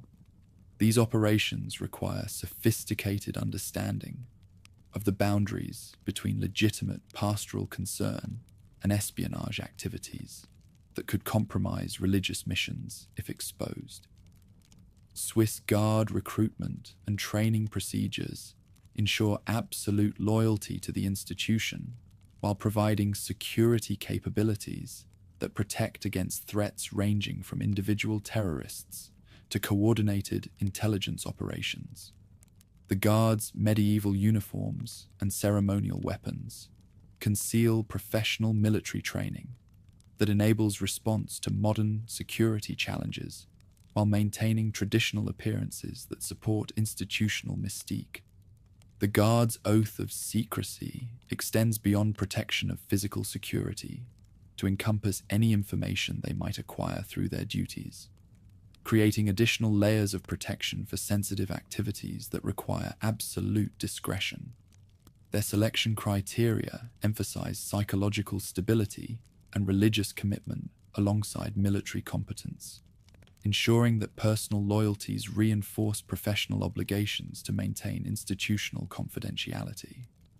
As the 20th century draws toward its close, the foundations are complete for the global challenges that will test institutional adaptability during the digital age. The diplomatic skills developed through centuries of political maneuvering provide tools for navigating relationships with democratic governments, while the intelligence capabilities acquired during the Cold War enable responses to terrorist threats that transcend national boundaries. Seeds planted in wartime Rome and nurtured through decades of ideological confrontation await seasons when they will bloom into the sophisticated information management systems that enable global religious authority to maintain relevance in an interconnected world. The techniques of secrecy and disclosure perfected during this period become essential tools for addressing scandals that threaten institutional credibility while pursuing spiritual missions that require temporal effectiveness. Defensive steps taken under totalitarian threat eventually evolved into subtle tools of influence, letting religious institutions guide political outcomes while seeming to stay neutral. The next chapter finds these foundations supporting efforts to address moral crises that test every assumption about the relationship between divine authority and human accountability in democratic societies that demand transparency from all institutions claiming moral leadership. Sister Lucia dos Santos sits at a wooden desk in her convent cell, her trembling hand guiding a fountain pen across paper that bears the papal seal. The 83-year-old Carmelite nun pauses, staring at words that describe visions no human should witness: cities reduced to ash, rivers running red with blood, a figure in white falling beneath a hail of bullets. The third secret of Fatima, which she first received as a 10-year-old shepherdess in 1917, has haunted her dreams for 7 decades, while popes and cardinals begged her to reveal what the Virgin Mary whispered during those blazing Portuguese afternoons. Outside her window, the winds of 1944 carry rumors of war's approaching end, but Lucia knows that greater trials await humanity. The Mother of God had shown her glimpses of atomic fire consuming nations, of persecution that would test every faithful soul, of a pope who would suffer martyrdom for his flock. These secrets burn within her heart like live coals, their weight growing heavier with each passing year as she watches world events unfold exactly as the celestial visitor had foretold. Once sealed, the envelope disappears into the papal archives, its contents hidden for 56 years, and known only to a handful who protect it like a state secret. Her handwritten Portuguese text describes events so terrifying that 3 consecutive pontiffs will refuse to publish its contents, choosing instead to maintain the mystery that surrounds Fatima's final prophecy. The apparitions themselves began on May 13th, 1917, when 3 shepherd children encountered a figure of indescribable beauty standing above a small oak tree in the Cova da Iria. Francisco Marto, Jacinta Marto, and Lucia claimed that this radiant woman identified herself as coming from heaven and requested their presence on the 13th day of each month until October. Word of these supernatural visits spread throughout Portugal, despite efforts by local authorities to suppress what they viewed as dangerous religious fanaticism. On June 13th, the second apparition revealed messages that would shift how divine involvement in history was understood. The mysterious figure revealed that a great war would end soon, but warned of a worse conflict to come if humanity failed to cease offending God. She spoke of Russia spreading its errors throughout the world, of nations being annihilated, of the Holy Father suffering greatly. These predictions seemed impossible to comprehend in 1917, when the Russian Empire still stood and world war appeared to be humanity's ultimate catastrophe. October 13th, 1917, witnessed the miracle of the sun, when 70,000 witnesses gathered in the Cova da Iria observed celestial phenomena that defied scientific explanation.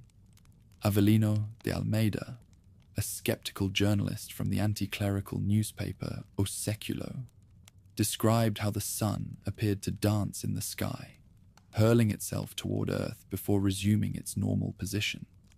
Rain-soaked spectators found their clothes completely dry, while others reported seeing colors cascade across the heavens like aurora borealis in broad daylight. Cardinal Eugenio Pacelli's investigation of these events, conducted while serving as papal nuncio to Portugal, shapes his approach to supernatural claims throughout his career. The future Pius XII interviews witnesses, examines medical records of miraculous healings, and studies meteorological data that might explain the solar phenomenon. His conclusion that these apparitions deserve recognition influences the Church's eventual approval, while establishing protocols for evaluating similar claims in other locations. The first secret, revealed during the July 13th apparition, consisted of a terrifying vision of hell that traumatized the child seers with images of souls in torment. Lucia's later description speaks of a sea of fire in which demons and damned humans writhed in anguish, their screams of despair audible above the crackling flames. This vision motivated the children's intensive prayer and penance, while providing theological confirmation of doctrines that modernist trends increasingly question. The second secret contained the Virgin's specific request for devotion to the Immaculate Heart of Mary and the consecration of Russia to prevent the spread of atheistic communism. The prophecy warned that failure to heed these requests would result in Russia spreading its errors worldwide, persecuting the Church and causing the Holy Father to suffer greatly. This message gained particular significance after the Bolshevik Revolution that occurred just months after the final Fatima apparition.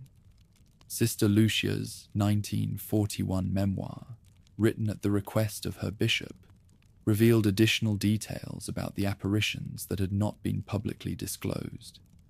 Her account described how the Virgin Mary taught the three children a prayer asking for the salvation of sinners, and promised that Francisco and Jacinta would die young, while Lucia lived to spread devotion to the Immaculate Heart. These predictions proved accurate when both younger children died during the influenza pandemic of 1919 to 1920. Pope Pius XII's consecration of the world to the Immaculate Heart of Mary in 1942 represented an attempt to fulfill the Fatima requests during World War II's darkest hours.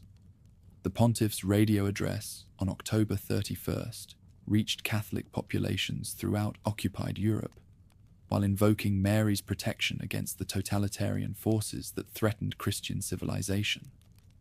This public ceremony established precedents for Marian devotion that would influence papal policy for decades. The third secret's concealment after Sister Lucia committed it to writing in 1944 created decades of speculation about its contents. Vatican officials consistently stated that the secret contained nothing contradicting church teaching, while refusing to release its text, fueling theories that it predicted papal assassination, nuclear war, or apostasy within the hierarchy. This policy of deliberate ambiguity preserved the secret's mystique, while avoiding potential panic that full disclosure might generate. Cardinal Joseph Ratzinger's access to the third secret during his tenure as prefect of the Congregation for the Doctrine of the Faith shaped his understanding of divine warnings about modern society's spiritual dangers. His 1996 interview with journalist Vittorio Messori hinted at the secret's apocalyptic character while maintaining official silence about specific details. These careful revelations increased public interest while preserving institutional control over sensitive information. The assassination attempt on Pope John Paul II on May 13, 1981, exactly 64 years after the first Fatima apparition, convinced many observers that the third secret had predicted this event. The pontiff's survival and subsequent devotion to Our Lady of Fatima seemed to confirm supernatural protection, while raising questions about whether the prophecy had been completely fulfilled. His decision to place the bullet that nearly killed him in the crown of the Fatima statue demonstrated his belief in miraculous intervention. When part of the third secret was released in June 2000, it unveiled Sister Lucia's vision of a white-robed bishop struck down by gunfire as he climbed a mountain littered with crosses and the dead. Cardinal Angelo Sodano's official interpretation identified this figure with John Paul II and declared the prophecy fulfilled through his survival of the assassination attempt. This explanation satisfied some critics, while leaving others convinced that crucial details remained concealed. Akita apparitions in Japan during the 1970s presented messages that seemed to amplify and extend the Fatima warnings for a new generation facing nuclear threats. Sister Agnes Katsuko Asasagawa received visions of the Virgin Mary that emphasized themes of prayer, penance, and divine chastisement, while describing catastrophes that would surpass even the horrors of previous centuries. The wooden statue that wept human tears and bled from its hands provided physical evidence that attracted international attention. Cardinal Ratzinger's investigation of the Akita phenomena during his tenure at the Congregation for the Doctrine of the Faith resulted in cautious approval that acknowledged supernatural character while avoiding specific endorsement of the apocalyptic messages. This careful approach balanced recognition of genuine mystical experiences against concerns that excessive focus on catastrophic prophecies might distract from the Church's primary mission of proclaiming the gospel. The Bishop of Niigata's approval of the Akita apparitions in 1984 established precedents for evaluating modern supernatural claims that emphasize pastoral benefits over sensational elements. Bishop John Shojiro.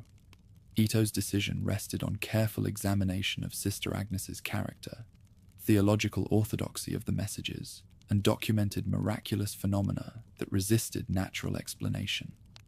This methodical approach became a model for investigating similar claims in other locations. Medjugorje apparitions that began in Yugoslavia in 1981 created the most controversial Marian phenomenon of the modern era, with 6 young visionaries claiming daily communications with the Virgin Mary that continue decades after their initial experiences. The messages emphasize prayer, fasting, conversion, and peace, while drawing millions of pilgrims to a region torn by ethnic violence. This extraordinary duration and popularity have generated intense debate about authenticity and appropriate ecclesiastical response.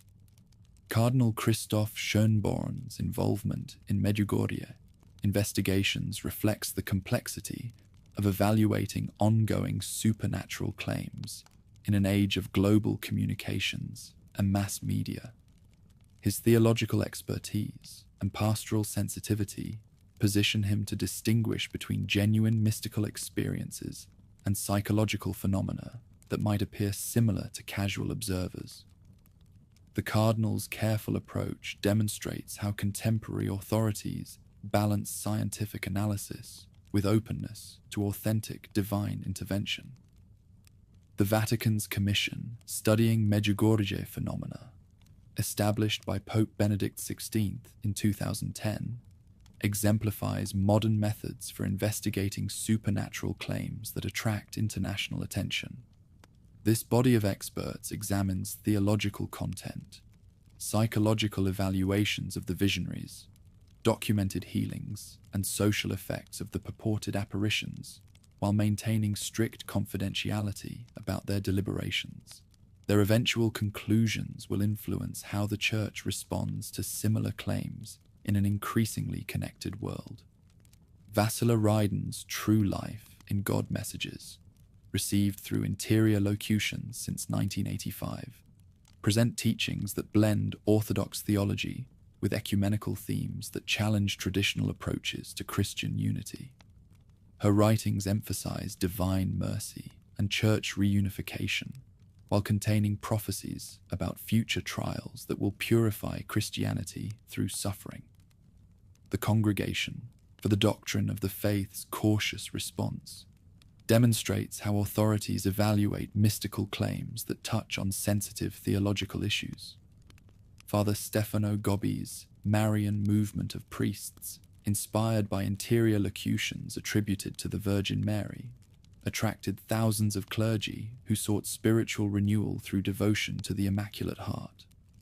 The messages received by this Italian priest emphasized themes of apostasy, purification, and triumph that resonated with conservative Catholics concerned about modernist trends within the Church. This movement's growth illustrated how private revelations can influence pastoral approaches, even without official approval.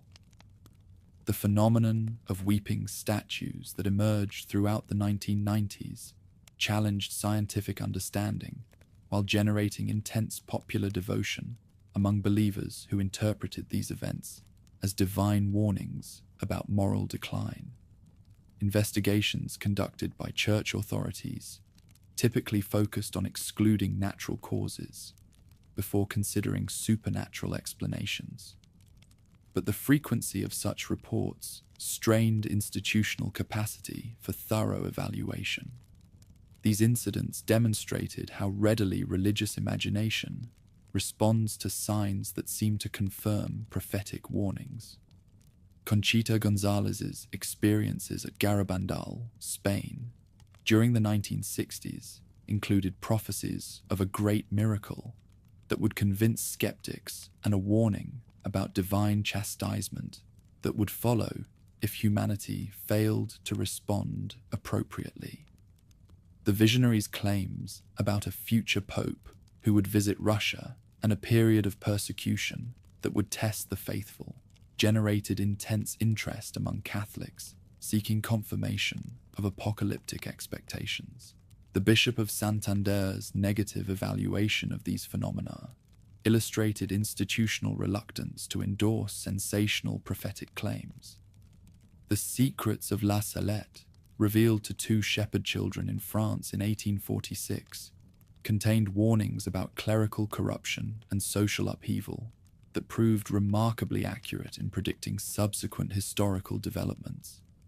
Melanie Calval's publication of her Secret in 1879 created controversy by describing apostasy among church leadership and catastrophic events that would precede the second coming of Christ. These revelations influenced Catholic apocalyptic thought while generating suspicion among authorities who preferred less inflammatory prophetic messages. Sister Faustina Kowalska's Divine Mercy revelations, received through visions of Jesus Christ in the 1930s, emphasized God's infinite compassion while warning about the consequences of rejecting divine grace. Her writings described specific prayers and devotional practices that would obtain mercy for sinners, while prophesying a period of darkness that would test human faith. The Congregation for the Doctrine of the Faith's initial prohibition of these devotions, later reversed under John Paul II, demonstrated how theological evaluation of mystical claims can evolve as understanding develops. The role of private revelation in Catholic theology requires careful balance between openness to authentic supernatural communication and protection against delusion or deception that might mislead the faithful. The Church's position that private revelations cannot add new doctrines to the deposit of faith, while acknowledging their potential value for spiritual growth, creates frameworks for evaluation that emphasize conformity with existing teaching. This approach preserves institutional authority while recognizing that divine communication may continue beyond the apostolic age. Ecclesiastical protocols for investigating supernatural claims involve medical examinations, psychological evaluations, theological analysis, and pastoral assessment that require expertise from multiple disciplines. The process typically extends over many years, while maintaining strict confidentiality to protect both the alleged visionaries and the integrity of the investigation. These procedures reflect sophisticated understanding of how suggestion, group psychology, and cultural expectations can influence religious experiences. The Vatican's Normae de Modo, Procedendi, Indaiuticandis, Praesumptis, Apparitionibus, RC Revelationibus, issued in 1978, standardized procedures for evaluating supernatural claims throughout the Catholic world. These guidelines established criteria for distinguishing authentic mystical experiences from psychological phenomena, while requiring bishops to consult with experts before reaching final determinations. The document's emphasis on prudence and thorough investigation demonstrates institutional learning from previous cases where hasty judgments created problems. As the 20th century draws toward its close, the accumulated weight of modern apparitions and prophecies creates challenges that test traditional approaches to supernatural phenomena. The global character of contemporary religious communications, facilitated by mass media and international travel, transcends local ecclesiastical jurisdiction while generating expectations for rapid Vatican response to developments that previous generations handled at diocesan levels. Questions still swirl around the third secret of Fatima, fueling suspicions that church leaders hold undisclosed insight into the future of the world. Whether the complete truth has been revealed or crucial details remain concealed, the careful management of these revelations demonstrates sophisticated understanding of how prophetic knowledge must be balanced against pastoral responsibility. The techniques developed for handling such sensitive information provide templates for addressing future supernatural claims that may reshape religious understanding in ways that current generations cannot anticipate. Seeds planted in Portuguese meadows and nurtured through decades of careful investigation await seasons when they will bloom into the global Marian devotion that characterizes contemporary Catholicism.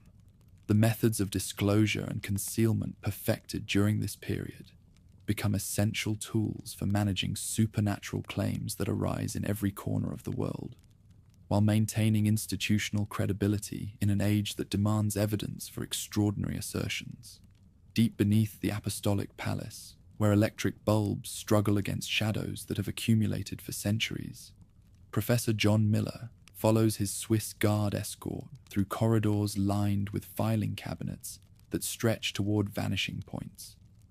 The Harvard historian carries a single notebook and 2 pencils, the only writing implements permitted in these chambers, where 50 miles of shelving hold documents that could rewrite the history of Western civilization.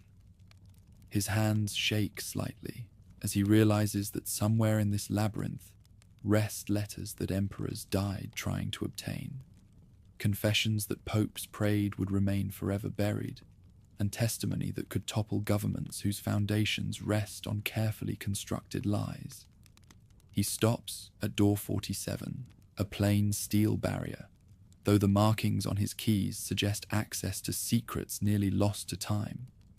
Beyond this threshold lie materials so sensitive that their very existence remains classified, documents whose disclosure could shatter alliances that have endured for decades, or destroy reputations built over centuries. Miller's research proposal, submitted 18 months earlier, requested access to correspondence between Pope Pius XII and German bishops during World War II. But the files now wheeled before him contain materials whose scope exceeds his wildest expectations. The name itself, Archievum Secretum Vaticanum, has misled observers for 4 centuries, since Paul V the Borghese formally separated these holdings from the public library in 1612. Secretum means private rather than secret in ecclesiastical Latin, yet this linguistic distinction provides little comfort to historians who understand how completely these privacy protections have shielded uncomfortable truths from scholarly examination. The Holy See's careful parsing of terminology reflects sophisticated understanding of how language shapes perception, while preserving maximum flexibility for future policy adjustments. Cardinal Raffaele Farina's appointment as archivist in 2007 brought fresh perspectives to an institution whose traditions had remained essentially unchanged since the Counter-Reformation. The former prefect of the Apostolic Library understood that contemporary historians required access to primary sources, while recognizing that premature disclosure could damage relationships that serve the Church's global mission. His policies balanced scholarly demands against institutional needs while establishing precedents that will guide information management for decades to come. The physical reality defies imagination. 85 kilometers of shelving arranged in underground chambers that extend beneath some of Rome's most famous landmarks. Temperature and humidity controls maintain precise environmental conditions that preserve parchment and paper, while armed guards patrol corridors, where unauthorized presence constitutes a criminal offense punishable by immediate arrest. The Vatican gendarmerie maintains jurisdiction over these spaces, with authority that supersedes even diplomatic immunity for most visitors. Access procedures developed over centuries ensure that only scholars with impeccable credentials and appropriate institutional sponsorship can request materials, while additional restrictions limit research to documents older than 75 years, unless special dispensation acknowledges compelling historical significance. This system protects contemporary diplomatic relationships, while enabling eventual scholarly evaluation of decisions whose immediate consequences have already shaped world events. The Galileo trial records, finally opened to researchers in the 1980s, revealed the sophisticated legal reasoning that guided Inquisition procedures during the Scientific Revolution. Cardinal Bellarmine's correspondence demonstrates how church intellectuals struggled to reconcile biblical cosmology with astronomical discoveries, while maintaining institutional credibility in an age when scientific knowledge advanced faster than theological adaptation. These documents expose the gap between private uncertainty and public confidence that characterized ecclesiastical responses to intellectual challenges. Marginal notes in Galileo's own hand, discovered on documents thought to contain only official transcripts, provide glimpses into the physicist's private thoughts during his trial. His sardonic comments about Aristotelian philosophy and bitter observations about clerical ignorance reveal personality traits that official biographies have obscured for centuries. These informal additions humanize a figure whose transformation into symbol of scientific martyrdom has obscured the complex individual who navigated between truth and survival with remarkable skill. Henry VIII's annulment petition, submitted to Pope Clement VII in 1529, survives in its original form, complete with the English monarch's personal annotations and seal impressions that authenticate royal authorship. The king's handwritten marginalia reveal his intimate knowledge of canon law, alongside his growing frustration with papal delays that threaten his dynasty's survival. These notations provide insights into Henry's psychological state during the crisis that ultimately severed England from Roman obedience, demonstrating how personal emotions shape decisions with global consequences. Catherine of Aragon's own submissions to the annulment proceedings, preserved alongside her husband's materials, present legal arguments of surprising sophistication that challenge assumptions about Tudor-era women's education and political awareness. The Queen's citations of patristic sources and canonical precedents demonstrate scholarly preparation that rivals any contemporary theologian's work. Her passionate defense of her marriage's validity provides emotional counterpoint to Henry's calculated political arguments.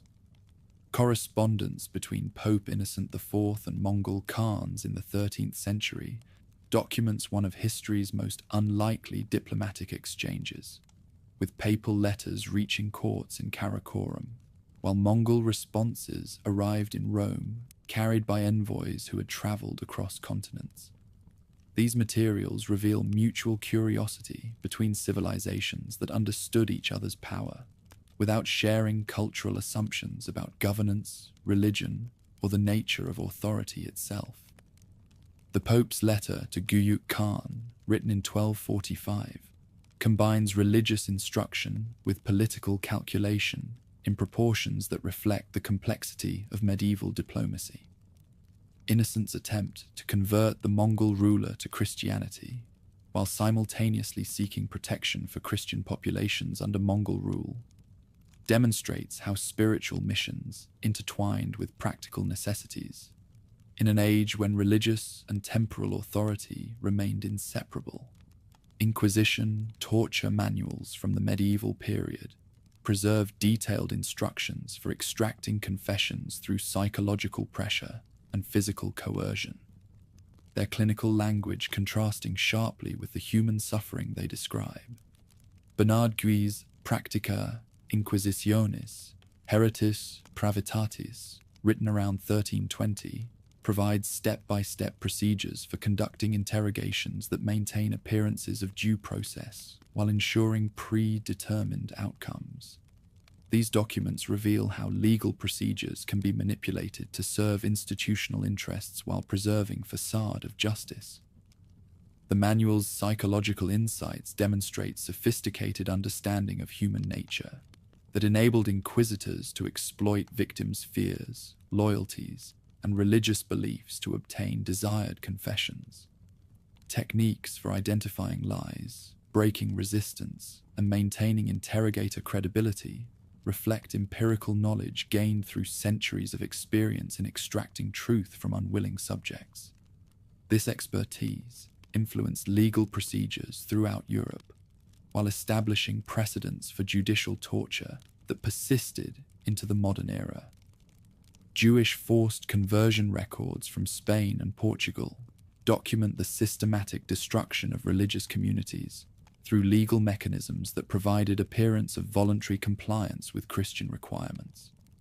Detailed registries preserve names, dates, and circumstances of conversions that occurred under duress, creating databases that enabled authorities to monitor converso families for signs of crypto-Jewish behavior. These materials provide statistical evidence of persecution's scope, while preserving individual stories of survival and resistance. Genealogical charts that track converso bloodlines across generations reveal how thoroughly religious persecution could penetrate family structures and social relationships. Inquisition investigators compiled detailed family trees that identified potential targets for investigation, while creating networks of mutual suspicion that destroyed community cohesion. These documents demonstrate how bureaucratic efficiency could amplify prejudice into systematic oppression that affected entire populations. Nazi gold transfer documentation, partially released in the 1990s, exposes financial relationships that connected the Institute for the Works of Religion to networks that laundered assets stolen from Holocaust victims. Swiss bank records preserved in these files trace precious metal movements through accounts controlled by officials whose war crimes shocked the civilized world. The Vatican's role in facilitating these transactions remains subject to ongoing investigation by historians who seek to understand how religious institutions became entangled in criminal activities. Bank statements that detail specific transactions reveal the mundane, bureaucratic procedures that enabled extraordinary crimes, with routine deposit slips and transfer authorizations. documenting the movement of wealth that represented the life savings of murdered families. These materials humanize statistical accounts of genocide, while demonstrating how normal institutional procedures can serve criminal purposes when ethical oversight fails. Pope Honorius I's condemnation for heresy in 681 AD created documents that challenge fundamental assumptions about papal infallibility centuries before this doctrine received formal definition. The Third Council of Constantinople's anathematization of a reigning pontiff for supporting monothelite theology preserves testimony that complicates later claims about the impossibility of papal error in matters of faith and morals. These records remain carefully guarded because their implications extend far beyond historical curiosity into contemporary theological controversies. Concilia acts that record the specific charges against Honorius demonstrate how even ancient authorities distinguish between personal opinions and official teaching, creating precedents that influence modern debates about the scope and limits of papal authority. The theological sophistication evident in these documents reveals how thoroughly early church leaders understood the complexities that later generations would face when defining the relationship between individual fallibility and institutional infallibility. Vatican computer hacking in 2012 resulted in the theft of thousands of documents that exposed internal corruption and power struggles through leaked correspondence that reached journalists throughout Europe. The Vatileaks scandal revealed how completely modern technology had penetrated even the most secretive institution in the world, while demonstrating the vulnerability of traditional security measures to digital espionage. Paolo Gabriele's arrest as papal butler highlighted the personal betrayals that enable information theft, while illustrating how institutional loyalty can conflict with moral conviction. The leaked documents themselves, published in books that became international bestsellers, contained evidence of financial mismanagement, personal vendettas, and policy disputes that contradicted official claims about harmonious governance. Cardinal Tarcisio Bertone's correspondence revealed bitter conflicts with other Vatican officials, while financial records exposed cost overruns and questionable expenditures that embarrassed an institution claiming moral authority over global economic justice. Mafia excommunication files document the Church's evolving response to organized crime that operates within traditionally Catholic societies, where religious and criminal cultures intersect in complex ways. Pope John Paul II's explicit condemnation of Cosa Nostra in 1993 marked a decisive break with previous policies that avoided direct confrontation with criminal organizations whose members maintained formal religious observance. These materials trace the development of theological positions that justify excluding practicing Catholics from sacramental life based on their criminal activities. Correspondence between bishops in Sicily and Vatican officials reveals the pastoral dilemmas created when parishioners' criminal activities become incompatible with Christian teaching, forcing clergy to choose between maintaining community relationships and upholding moral standards. These documents preserve debates about whether criminals can receive forgiveness through repentance without abandoning illegal activities, creating theological questions that challenge traditional approaches to sin and redemption. The Knights Templar absolution, contained in the Chinon parchment, discovered in 2001 after 7 centuries of concealment, reveals Pope Clement V's secret forgiveness of charges that publicly justified the order's destruction.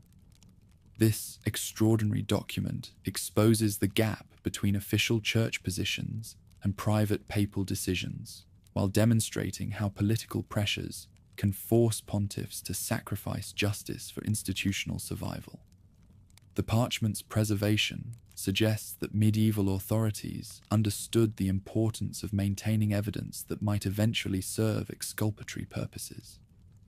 Detailed testimony recorded during Templar interrogations reveals the sophisticated torture techniques that extracted confessions later used to justify the order's condemnation, while also preserving evidence that contradicts these forced admissions. The contrast between public charges and private absolution demonstrates how legal procedures can be manipulated to achieve predetermined outcomes, while maintaining appearances of due process that satisfy contemporary observers. In regions where the Church held temporal power, papal estate records from the medieval era show labor arrangements that closely resembled slavery. Detailed accounts of serf obligations, punishment procedures, and family separations reveal how thoroughly spiritual institutions could exploit temporal power to maintain economic advantages that contradicted evangelical teachings about justice and mercy. These materials challenge romanticized views of medieval Christianity while preserving evidence of systematic oppression. Financial ledgers that track income from these estates demonstrate how agricultural profits funded construction projects, military campaigns, and luxury consumption that enhanced institutional prestige while impoverishing rural populations whose labor created this wealth. The contrast between pastoral ideals and economic realities reveals tensions that characterized religious institutions throughout their history as major landowners and political powers. Native American genocide documentation from colonial territories preserves papal correspondence that demonstrates detailed knowledge of atrocities committed against indigenous populations in the name of Christian evangelization. Reports from missionaries describe mass killings, enslavement, and cultural destruction, while requesting guidance about appropriate responses to Spanish colonial policies.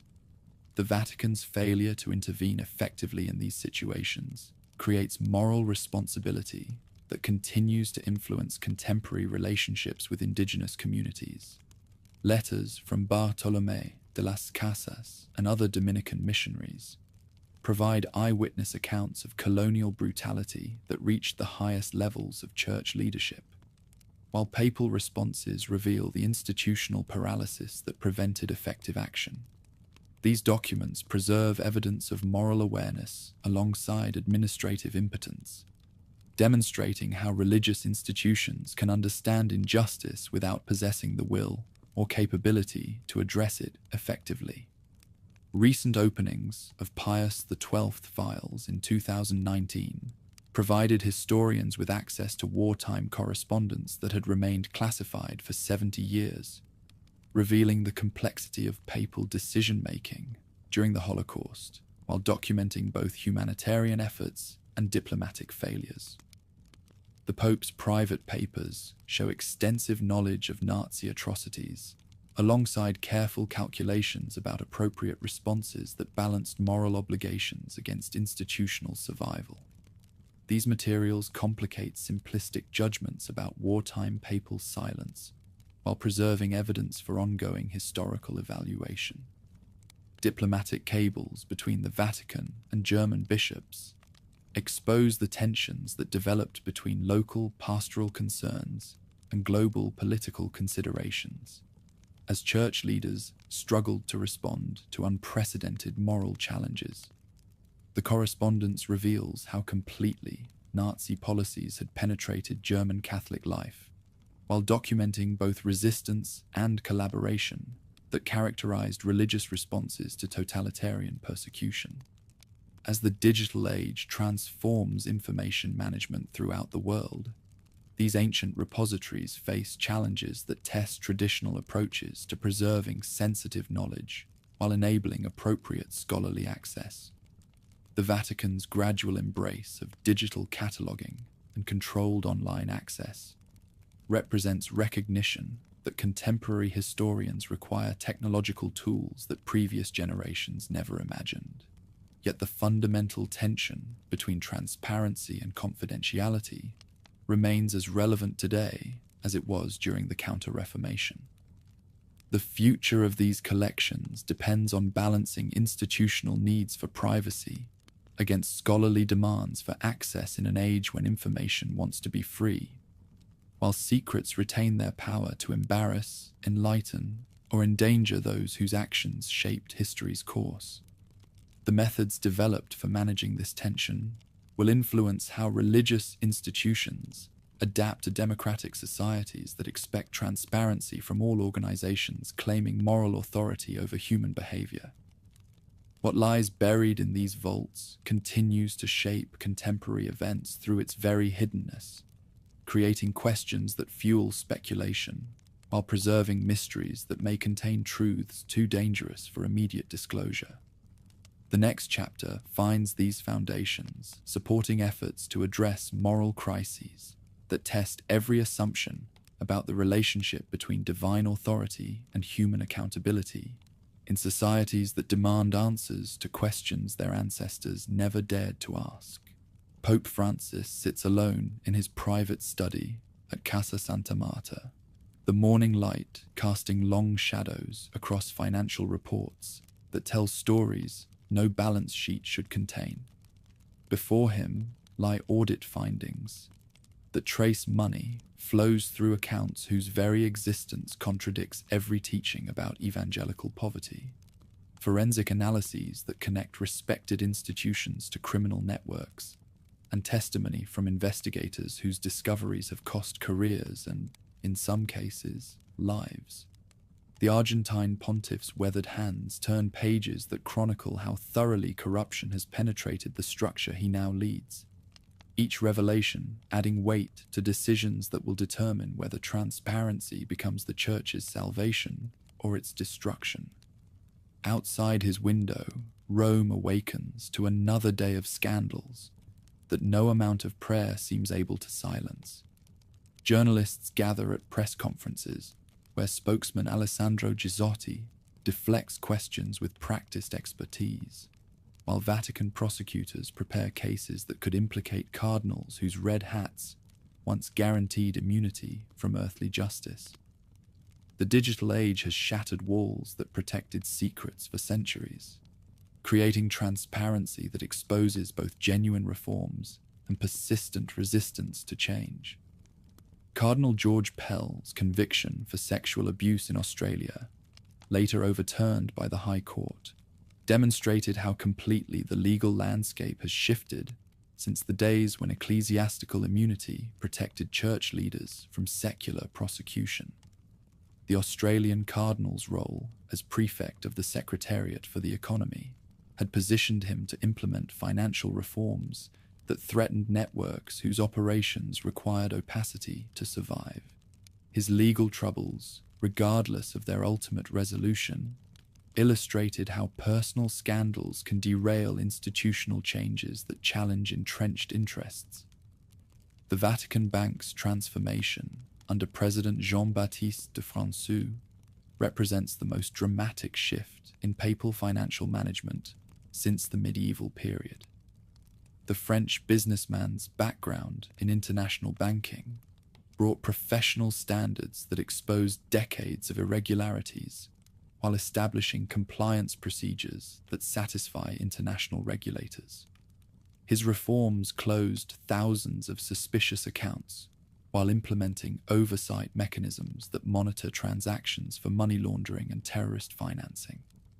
Moneyval's evaluation reports track the Holy See's progress toward meeting international standards for financial transparency, while documenting resistance from officials who prefer traditional methods of managing institutional wealth. The European anti-money laundering body's assessments provide objective measures of reform progress, while creating external pressure that reinforces papal demands for accountability. These evaluations transform internal church governance into international relations issues that affect diplomatic relationships with major powers. The Institute for the Works of Religion's annual reports, published since 2013, provide unprecedented visibility into financial operations that had remained opaque for centuries.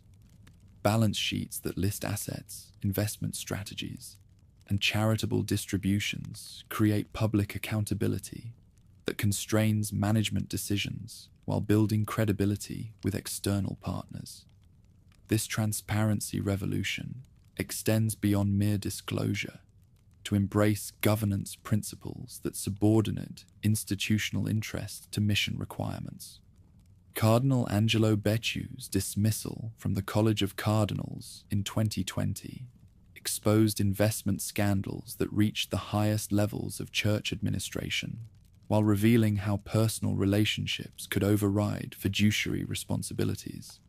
The Italian cardinal's involvement in London real estate purchases that cost the Holy See hundreds of millions of euros demonstrated how traditional approaches to financial management had become liabilities in an interconnected global economy.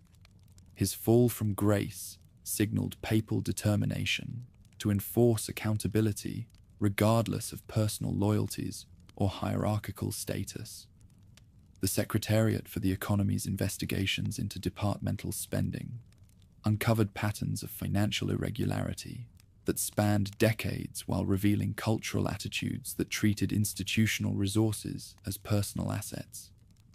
Auditors discovered credit card charges for luxury goods, unauthorized consulting payments to family members, and property deals that benefited individuals rather than institutional missions.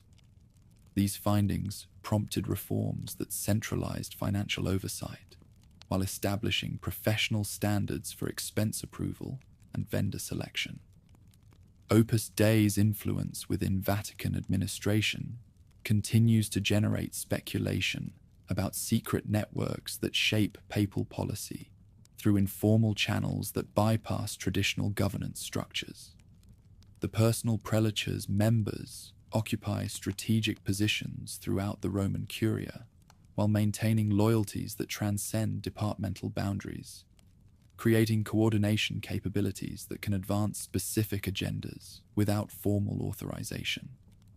Critics argue that this institutional opacity contradicts transparency principles, while supporters emphasize the movement's contribution to spiritual renewal and administrative competence. The beatification of José María Escrivá in 2002 attracted criticism from historians who questioned both the speed of the process and the suppression of testimony that challenged claims about the founder's sanctity. John Allen Jr.'s investigative reporting uncovered evidence that Opus Dei spent enormous sums to expedite canonization proceedings, while discouraging unfavorable witnesses from cooperating with investigators. These revelations illustrated how wealth and influence could shape even the most sacred church procedures. Theodore McCarrick's laicization in 2019 marked an unprecedented punishment for a cardinal whose sexual abuse and financial misconduct had been known to authorities for decades, before public exposure forced decisive action. The former Archbishop of Washington's relationships with wealthy donors who funded lavish lifestyle while overlooking moral failings demonstrated how money could purchase protection from accountability. His downfall coincided with papal efforts to establish zero-tolerance policies that previous administrations had implemented inconsistently. The McCarrick Report, released in 2020, provided detailed chronology of institutional failures that enabled predatory behavior while protecting institutional reputation over victim welfare. The document's frank acknowledgement of episcopal negligence and papal misjudgment marked a new standard for institutional transparency about past mistakes. This unprecedented candor reflected recognition that credibility required honest accounting of failures, rather than defensive denials that had characterized previous responses to abuse scandals. Vigano letters that accused Pope Francis of covering up McCarrick's crimes created internal crisis that pitted conservative and progressive factions against each other, while raising questions about the reliability of institutional communications. Archbishop Carlo Maria Vigano's public accusations forced papal responses that balanced transparency demands against diplomatic necessities. demonstrating how digital communications had eliminated traditional buffers between internal disputes and public scrutiny. The controversy illustrated how social media could amplify institutional conflicts while bypassing normal channels for resolving disagreements. The Amazon Synod of 2019 generated fierce debates about clerical celibacy and female ordination that exposed theological divisions within the Church, while creating expectations for changes that conservative elements viewed as threats to fundamental teachings. Progressive participants interpreted synodal discussions as mandates for reforms that would adapt church practices to contemporary needs, while traditionalists emphasized continuity with historical precedents that had defined Catholic identity for centuries.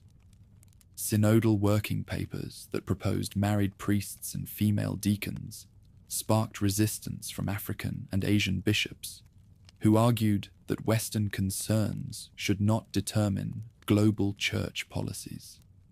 Cardinal Robert Sarah's opposition to these proposals reflected broader tensions between local adaptation and universal consistency that characterize contemporary Catholic governance. The Synod's final document balanced competing demands through compromise language that satisfied neither reformers nor traditionalists. Swiss Guard modernization efforts have adapted medieval traditions to contemporary security requirements while maintaining ceremonial functions that support institutional mystique.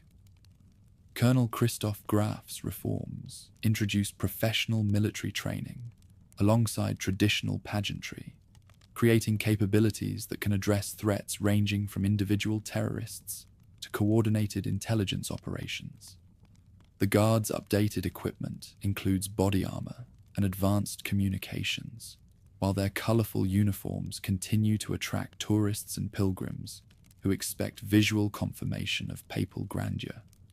Recruitment standards now emphasize psychological stability and technological competence alongside religious commitment and physical fitness, reflecting recognition that modern security challenges require skills that previous generations never needed. Background investigations examine candidates' financial histories and personal relationships, while psychological evaluations identify potential vulnerabilities that hostile services might exploit. These procedures balance security requirements against privacy rights, while maintaining Swiss citizenship requirements that limit the applicant pool. Vatican observatory research continues under Jesuit direction that emphasizes scientific excellence while addressing theological questions about the relationship between faith and empirical knowledge. Director Guy Consolmagno's work in planetary astronomy demonstrates how religious institutions can contribute to scientific advancement while maintaining distinctive perspectives on cosmic significance. The observatory's international collaborations position church scientists as peers within global research communities, while providing platforms for addressing science-religion dialogue. Papal statements on climate change and economic inequality have positioned the Holy See as advocate for global governance solutions that transcend national boundaries while challenging political leaders who prioritize short-term interests over long-term sustainability. Laudato Si's environmental theology created frameworks for addressing ecological crisis through spiritual conversion that complements technical solutions with moral transformation. This approach enables religious authority to engage contemporary policy debates while maintaining distinctive contributions that secular institutions cannot provide. Pontifical Academy for Life investigations into genetic engineering and artificial intelligence address bioethical questions that will shape human development, while establishing moral frameworks that can guide technological advancement. Archbishop Vincenzo Paglia's leadership has expanded the Academy's focus beyond traditional life issues to encompass broader questions about human dignity in technological societies. These initiatives position the Church as participant in discussions about humanity's future, while asserting moral authority over scientific developments. Digital evangelization initiatives under the Pontifical Council for Social Communications attempt to harness internet technologies for spreading Christian messages while competing with secular content that dominates online attention. The Vatican's social media presence reaches millions of followers while creating new vulnerabilities to criticism and misinterpretation that traditional media channels had filtered. These efforts balance missionary imperatives against communication risks in environments that the Church cannot control. Pope Francis's appointment of female administrators to positions traditionally reserved for clergy signals gradual recognition that governance competence transcends ordination requirements while maintaining theological positions that exclude women from priestly ministry. Sister Raffaella Petrini's role as Secretary General of the Governorate represents the highest position ever held by a woman in Vatican administration, though her authority remains subordinate to male superiors who retain final decision-making power. The Commission for the Protection of Minors, established in 2014, attempts to create global standards for preventing sexual abuse, while addressing institutional cultures that had prioritized reputation protection over child welfare. Cardinal Sean O'Malley's leadership brought credibility earned through handling abuse crises in Boston, while commission members' diverse backgrounds provided perspectives that challenged traditional approaches to scandal management. Their recommendations emphasized transparency and accountability as essential elements of effective prevention. Resistance to these reforms from curial officials who prefer traditional methods of handling sensitive issues illustrates the difficulty of changing institutional cultures that have developed over centuries. Anonymous letters and strategic leaks that undermine reform initiatives demonstrate how internal opposition can sabotage papal policies while maintaining plausible deniability about their sources. This resistance reflects broader tensions between pastoral renewal and administrative continuity that characterize contemporary Vatican governance. Financial reforms that centralize purchasing and contract approval have eliminated traditional practices that enabled department heads to operate independently, while creating oversight mechanisms that monitor expenditures for irregularities. Professional procurement procedures now require competitive bidding for major purchases, while establishing clear criteria for vendor selection that reduce opportunities for corruption. These changes have generated resistance from officials who viewed discretionary spending as perquisites of office. Real estate management that consolidates Vatican properties under professional oversight has ended practices that enabled personal use of institutional assets while generating revenue that supports charitable activities. Property audits discovered unauthorized occupancy arrangements alongside deferred maintenance that had reduced asset values while creating safety hazards. Professional management companies now handle rental negotiations and facility maintenance according to commercial standards that maximize returns on investment. The Vatican's COVID-19 response demonstrated both institutional vulnerability and adaptive capacity as pandemic restrictions challenged traditional practices while creating opportunities for innovation.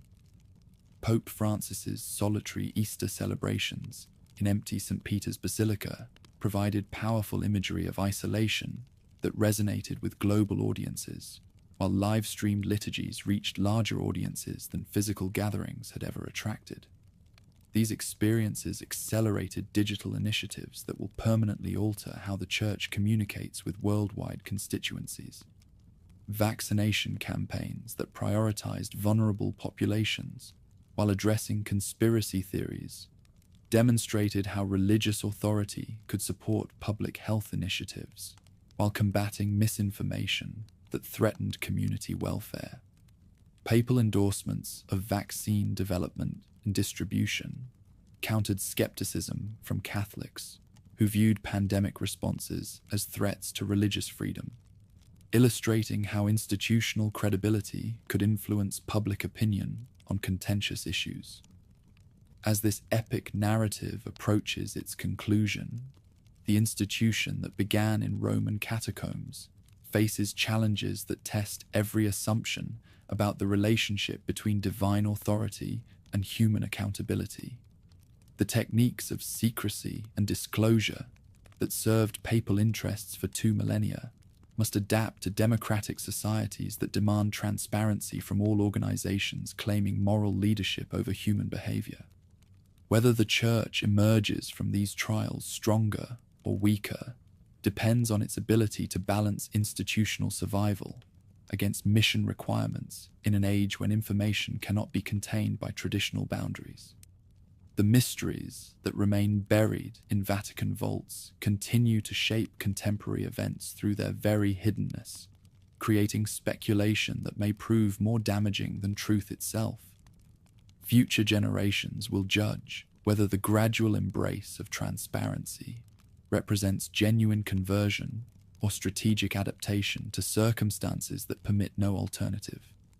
The seeds of renewal planted during this pontificate await seasons when they will either bloom into institutional transformation or wither under pressure from forces that prefer the comfortable darkness of traditional secrecy. Born in the shadow of Roman persecution, these structures now sway global affairs, yet they also carry risks, especially when values are compromised by self-interest. The final test of these ancient methods lies not in their effectiveness at preserving secrets, but in their ability to serve truth in an age when transparency has become both enemy and ally of institutions that claim to speak for the divine in human affairs.